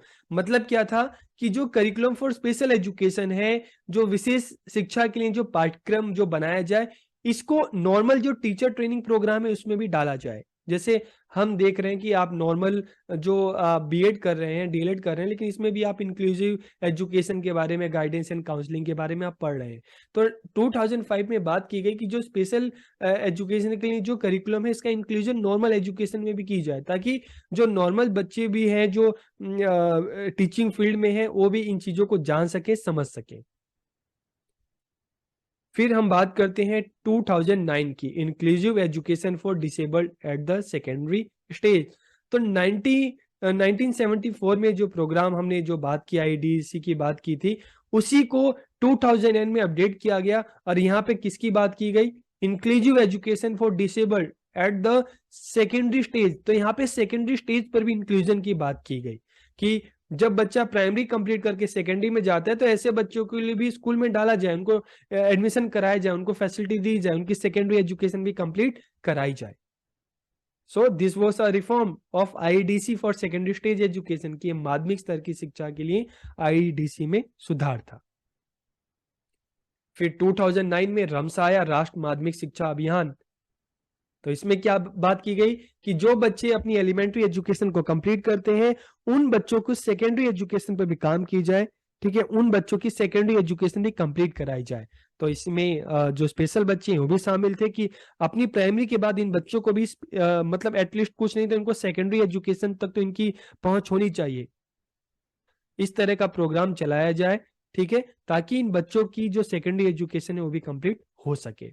और उसके बाद जैसे आप सबको पता है, राइट टू एजुकेशन एक्ट 2009 में आया, और इसमें क्या कहा गया कि सभी के लिए शिक्षा एक कानून बना दिया गया कि सभी को 6 से लेकर 14 ईयर्स के जो सभी बच्चे हैं सभी को एजुकेशन मिलना उनका कानूनी हक है, संवैधानिक अधिकार भी है, कानूनी अधिकार भी बना दिया गया।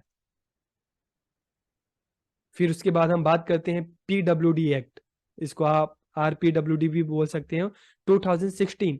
तो हमने जो पीडब्ल्यूडी एक्ट 1995 की बात की गई उसको ही अपडेट किया गया। तो 1995 में जो स्पेशल जो चाइल्ड थे इनकी 7 कैटेगरी की बात की गई, तो यहाँ पे 21 कैटेगरी की बात की गई। It includes 21 condition as disable, कि इसमें विकलांगता के 21 रूप शामिल किए गए। The RPWD Act 2016 define inclusive education as an education system in which students with and without disability learn together। कि इसमें क्या कहा गया कि समावेशी शिक्षा को ऐसी शिक्षा प्रणाली के रूप में परिभाषित करता है आरपीडब्ल्यूडी एक्ट जिसमें विकलांग बच्चे और जो नॉर्मल बच्चे हैं सभी एक साथ सीखते हैं। इसमें विभिन्न प्रकार के विकलांग विद्यार्थी हैं। सीखने की जरूरतों को पूरा करने के लिए शिक्षण और अधिगम प्रणाली को उपयुक्त रूप से अनुकूलित किया गया। ठीक है, in this the method of teaching and learning is suitably adapted to meet the learning needs of students with different types of disability. The RPWD Act also affirmed the provision of free education for child with disability up to the age of 18 years in an adequate condition। कि इसमें क्या कहा गया कि 18 वर्ष की जो आयु तक के जो बच्चे हैं उनको पर्याप्त सुविधाएं प्रदान की जानी चाहिए, उनको फ्री एजुकेशन दी जानी चाहिए। ये बात आरपीडब्ल्यूडी एक्ट 2016 में कही गई। और इसमें जो स्पेशल जो चाइल्ड हैं जो विकलांग हैं इनके लिए जो रिजर्वेशन है 3% से बढ़ाकर कितना कर दिया गया, 5% कर दिया गया। और क्या कहा गया, any person with at least 40% of the listed 21 disability की जो 21 अलग अलग कैटेगरी दी गई है उनमें अलग अलग कैटेगरी में जिसकी जो विकलांगता है उसका जो बेंचमार्क है वो 40% से ऊपर होगा तभी उसको ये सारी फैसिलिटीज मिलेंगी। मतलब जो विकलांगता है, ठीक है, एज जो होनी चाहिए 40% से ज्यादा होना चाहिए, उससे कम होगा तो उसको फैसिलिटी नहीं मिलेगी, उससे ज्यादा होगा तभी उसको विकलांग व्यक्ति के रूप में पहचाना जाएगा। उसके बाद समग्र शिक्षा अभियान आया 2018 में। तो समग्र शिक्षा अभियान क्या था, इसमें सर्व शिक्षा अभियान, राष्ट्रीय माध्यमिक शिक्षा अभियान और टीचर एजुकेशन तीनों प्रोग्राम को इंक्लूड करके एक प्रोग्राम जो बनाया गया समग्र शिक्षा अभियान। और उसके बाद एनईपी 2020 आया। तो एनईपी 2020 कस्तूरी रंजन जो कमेटी थी उसकी सिफारिशों पर राष्ट्रीय शिक्षा नीति 2020 बनी। It is a very comprehensive policy covering all levels of education, कि इसमें शिक्षा के सभी स्तरों को शामिल किया गया। और जो आरपीडब्ल्यूडी एक्ट 2016 में बात की गई वही सेम बात एनईपी 2020 में भी की गई। एनईपी 2020 स्कूली शिक्षा के संबंध में जो आरपीडब्ल्यूडी के जो अधिनियम में जो की गई सिफारिशें थी इसकी पुष्टि करता है। The policy has given highest priority to enabling regular schooling process from foundational stage to the higher education for the children with disability। कि इस नीति में जो इस तरह के स्पेशल बच्चे हैं उनकी भी शिक्षा बुनियादी स्तर से लेकर, ठीक है, और हायर लेवल तक उनको भी नियमित उनके लिए स्कूलिंग की बात की गई, रेगुलर स्कूलिंग की बात की गई। Children with moderate to severe disability will have the option of regular और स्पेशल स्कूलिंग, कि जो बच्चे स्पेशल बच्चे उनके पास ऑप्शन होगा रेगुलर स्कूल का भी, ठीक है, और जो स्पेशल स्कूल है दोनों का ही बच्चों के पास विकल्प होगा, उनके हिसाब से उनको जहां पे अच्छा लगता है वहां पे जाके वो एडमिशन ले सकते हैं। इसके अलावा अगर हम इंटरनेशनल मूवमेंट की बात करें इंक्लूसिव एजुकेशन के देखें तो 1948 में universal declaration of human rights आया। इसमें आर्टिकल 26 में बात की गई है इंक्लूसिव एजुकेशन की। उसके बाद 1966 में हम देखते हैं the international convent of economic social and cultural rights. फिर 1982 में the world program of action concerning disabled person. 1989 की बात करेंगे तो the convention on the rights of the child, इसमें इंक्लूसिव एजुकेशन की बात की गई, स्पेशल बच्चों की राइट्स की बात की गई।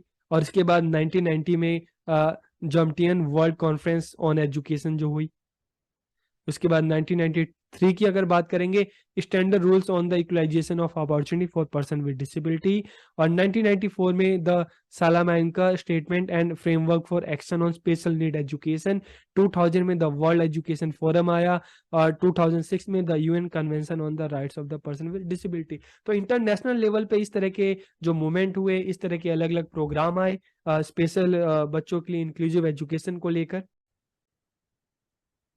आज के इस वीडियो में क्रिएटिंग एन इंक्लूसिव स्कूल में हम जिस टॉपिक पर बात करने वाले हैं, जानने वाले हैं, समझने वाले हैं, UNCRPD, जिसका पूरा नाम क्या है, the United nation convention on the rights of person with disability. की यूनाइटेड नेशन की जो कन्वेंशन थी जिसका टॉपिक था right of person with disability. तो हम बात करेंगे कि इस कन्वेंशन में जो पर्सन विद डिसेबिलिटी हैं, PWD हैं, ठीक है, तो इनके लिए क्या क्या बातें कही गई, इनके अधिकारों के लिए, इनके लाइफ में जो भी सुविधाएं, नई चीज़ देने के लिए इस कन्वेंशन में क्या क्या बातें की गई, किन किन बातों पर सहमति बनी, तो इस बारे में इस वीडियो में हम बात करेंगे। तो वीडियो को पूरा देखिए, अच्छे से देखिए और लास्ट में कमेंट करके ज़रूर बताइएगा कि वीडियो आपको कैसी लगी। तो वीडियो को हम शुरू करते हैं। तो आज का हमारा टॉपिक है UNCRPD, the United nation convention on the right of person with disability, कि विकलांग या अक्षम व्यक्तियों के अधिकारों पर संयुक्त राष्ट्र सम्मेलन। The UNCRPD is an international document, की एक अंतरराष्ट्रीय दस्तावेज है जिसका लक्ष्य क्या है, protecting the human rights and dignity of person with disability, कि विकलांग व्यक्ति जो है, जो दिव्यांग व्यक्ति हैं, उनके मानवाधिकार और जो सम्मान है उसकी रक्षा करना है। Protect dignity and human rights of person with disable, कि जो डिसेबल पर्सन है, जो विकलांग व्यक्ति हैं, उनके मानवाधिकार और सम्मान की रक्षा करना। और यूएनसीआरपीडी को दिसंबर 2006 में संयुक्त राष्ट्र महासभा द्वारा अपनाया गया, कि यूनाइटेड नेशन की जो जनरल असेंबली थी उसके द्वारा इसको दिसंबर 2006 में अपनाया गया और मई 2008 में इसको लागू किया गया, इसको इंप्लीमेंट किया गया। This convention lays down the fundamental human rights of PWD, के सम्मेलन विकलांग लोगों के मौलिक अधिकारों को निर्धारित करता है, कि विकलांग लोग हैं, जो दुनिया में रहने वाले जो डिसेबल पर्सन है, जो विकलांग व्यक्ति, इनके क्या क्या मौलिक अधिकार हैं, इनके क्या क्या मौलिक अधिकार, फंडामेंटल राइट्स होने चाहिए, जो इनके जीवन के लिए जरूरी है, जो इनके आगे बढ़ने के लिए जरूरी है। तो उनके जो राइट्स थे, उनके विकास के लिए, उनको आगे बढ़ाने के लिए इस कन्वेंशन में जिन राइट्स की बात की गई, तो टोटल 50 आर्टिकल्स इस कन्वेंशन में जिन पर बात की जाती है, जिनमें इनके जो राइट्स हैं उसकी बात की गई है। तो टोटल आर्टिकल कितने हैं? 50। And it provision are legally binding, कि यह प्रावधान कानूनी तौर पर बाध्यकारी है। मतलब 2008 में जब ये इंप्लीमेंट हुआ तो जितने दुनिया के जितने देशों ने इस पर साइन किया, इसको अपनाया, तो सभी देशों के लिए एक कानूनी रूप से जरूरी हो गया कि जो डिसेबल पर्सन है उनके राइट्स की जो जो बात इसमें यूएनसीआरपीडी में कही गई है, ये सारे के सारे प्रोविजन वो देश अपने देश में भी अपनाएं। और अगर भारत की बात करें, भारत ने भी 2008 में इस पर साइन किए थे और इसके जो प्रोविजन थे उसको अपनाने के लिए 2016 में RPWD एक्ट आया था, right to person with disability. उस एक्ट में इसमें जो जो बातें की गई हैं, विकलांग व्यक्तियों के फंडामेंटल राइट्स की बात जो की गई हैं, ये सारी चीजें RPWD जो एक्ट था उसमें वो अपनाई गई। तो 2008 में ये इंप्लीमेंट हुआ और कानूनी रूप से जो जो देश इस पर साइन किए, उन देशों को इसके जो प्रोविजंस थे उसको अपने अपने देशों में अपनाना था, और भारत ने भी ऐसा ही किया। तो इसमें टोटल हमने बात की कितने आर्टिकल्स हैं, अनुच्छेद हैं, 50 आर्टिकल्स हैं इसमें। और स्टार्टिंग के जो 4 आर्टिकल्स की आप अगर हम बात करें, आर्टिकल 1 इसके पर्पस की बात की गई है, ऑब्जेक्टिव की बात की गई है। आर्टिकल 2 में डेफिनेशन है। आर्टिकल 3 में जो जनरल प्रिंसिपल्स हैं इसके रिगार्डिंग, और जनरल ऑब्लिगेशन, सामान्य दायित्व। तो एक तरह का इसमें जो इंट्रोडक्शन है, और उसके बाद फिर हम बात करते हैं आर्टिकल 5 से। तो आर्टिकल 5 में क्या बात की गई है? इक्वेलिटी एंड नॉन डिस्क्रिमिनेशन की समानता, कि जो विकलांग व्यक्ति हैं, जो दिव्यांग है, उनके साथ समानता। और दूसरा है गैर भेदभाव, non discrimination. Article 6 women with disability की जो विकलांग महिलाएं हैं, इनके राइट्स की बात करता है आर्टिकल 6। और आर्टिकल 7 की बात करें कि जो चिल्ड्रन विद डिसेबिलिटी के जो विकलांग बच्चे हैं, उनके राइट्स की बात करता है, उनके प्रोटेक्शन की बात करता है। आर्टिकल 8 अवेयरनेस की बात करता है, जागरूकता बढ़ाना इस दिशा में, ताकि जो विकलांग लोग हैं, जो दिव्यांग लोग हैं, इनके साथ किसी तरह का भेदभाव ना हो, इनको भी समान अवसर मिले। चाहे जॉब की बात करें, चाहे एजुकेशन की बात करें, चाहे हम सोसाइटी में बात करें, चाहे पॉलिटिकल सिस्टम में बात करें, इनको भी इक्वल अपॉर्चुनिटी मिले, किसी तरह का कोई भेदभाव ना हो। आर्टिकल 9 की बात करें तो एक्सेसिबिलिटी, अभिगम्यता का मतलब क्या है? कि जो भी इमारतें हैं, भवन है, अलग अलग जो जगह हैं, तो उस जगह को भी इनके लिए एक्सेसिबल बनाया जाए, ताकि ये भी आराम से वहां पर पहुंच सके, वहां पे एक्सेस कर सकें। जैसे हम मेट्रो में, बस स्टैंड में इनके लिए अलग से एक येलो कलर की जो टाइल्स होती हैं, इनके लिए होती हैं। लिफ्ट जगह जगह आपने देखे होंगे, ताकि ये भी आराम से पहुंच सके।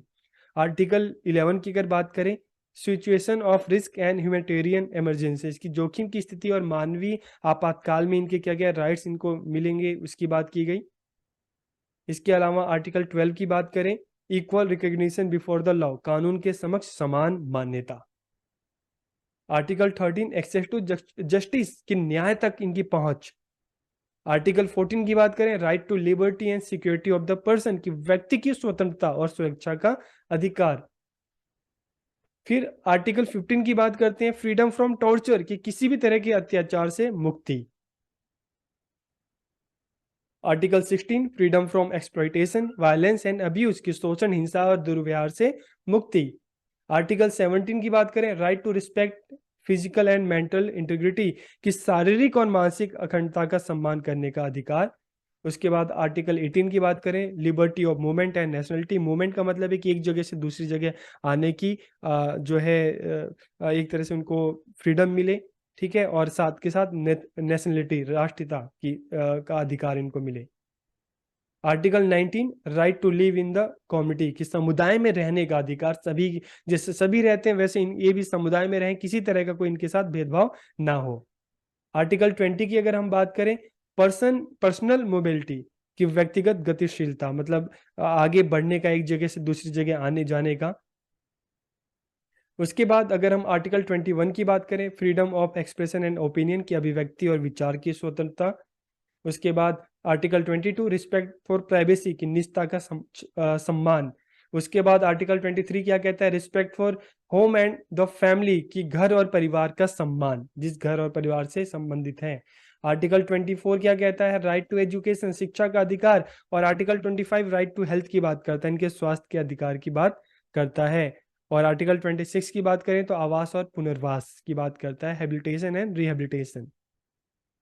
फिर आर्टिकल 27 राइट टू वर्क, काम करने का अधिकार। Article 28 right to adequate standard of living, की पर्याप्त जीवन स्तर का अधिकार। आर्टिकल 29 बात करता है right to participate in political and public life, की राजनीतिक और सार्वजनिक जीवन में भाग लेने का अधिकार। आर्टिकल 30 की बात करें हम, सांस्कृतिक जीवन और खेल में भागीदारी का अधिकार, की right to participate in cultural life and sport. फिर आर्टिकल 21 की बात करें, स्टैटिक्स एंड डाटा कलेक्शन के बारे में, अनुच्छेद 31 जो है सांख्यिकी और डेटा संग्रहण। आर्टिकल 32 इंटरनेशनल कोऑपरेशन, के अंतर्राष्ट्रीय सहयोग की दिशा में। Article 33 national implementation and monitoring, के राष्ट्रीय कार्यान्वयन और निगरानी इस संबंध में। और आर्टिकल 34 से लेकर अगर हम 40 की बात करें तो इंटरनेशनल मॉनिटरिंग मैकेनिज्म की बात की गई है, कि अंतर्राष्ट्रीय निगरानी तंत्र, जो जितने भी देश हैं जिन्होंने इस पे साइन किया है, तो एक अंतर्राष्ट्रीय लेवल पे इन चीज़ों की निगरानी होगी कि इन चीज़ों को फॉलो किया जा रहा है कि नहीं। और आर्टिकल 41 से लेकर 50 तक इसके फाइनल जो क्लोजेस हैं, जो डॉक्यूमेंट्स हैं, इसमें उनकी बात की गई है। तो इस तरह से ये 50 आर्टिकल्स हैं जो किनके बारे में बात करते हैं, जो डिसेबल पर्सन है, जो दिव्यांग हैं, उनके राइट्स की बात करते हैं। फिर अगर इसके जनरल प्रिंसिपल्स की, समान सिद्धांत की हम बात करें, respect for inherent dignity and individual autonomy, की इनकी जो अंतर्निहित गरिमा है और जो व्यक्तिगत स्वायत्तता है, उसका सम्मान किया जाए। Non discrimination including reasonable accommodation, की उचित आवास, और साथ के साथ गैर भेदभाव, ये दो चीजें, फुल एंड इफेक्टिव पार्टिसिपेशन है इंक्लूजन इन सोसाइटी, कि समाज में पूर्ण और प्रभावी भागीदारी और समावेशन, किसी तरह का कोई डिस्क्रिमिनेशन नहीं, इनके उनका पूरा पार्टिसिपेशन होना चाहिए और इंक्लूजन होना चाहिए सोसाइटी में सबके साथ। अंतर का सम्मान और मानव विविधता और मानवता के हिस्से के रूप में पीडब्ल्यूडी की स्वीकृति, की रिस्पेक्ट फॉर डिफरेंसेस, जो डिफरेंसेस हैं उसकी रिस्पेक्ट करना और एक्सेप्ट करना इनको, किनको, पीडब्ल्यूडी को, as a part of human diversity and humanity. Equality of opportunity, अवसर की समानता, एक्सेसिबिलिटी, पहुंच, equality between man and women, की पुरुषों और महिलाओं के बीच में समानता, respect for the developed abilities of children with disability, की विकलांग बच्चों को की विकसित क्षमताओं का सम्मान, और लास्ट में respect for the right of children with disability to preserve their identity, की विकलांग बच्चों की पहचान को बनाए रखने के लिए उनके अधिकारों का सम्मान करना।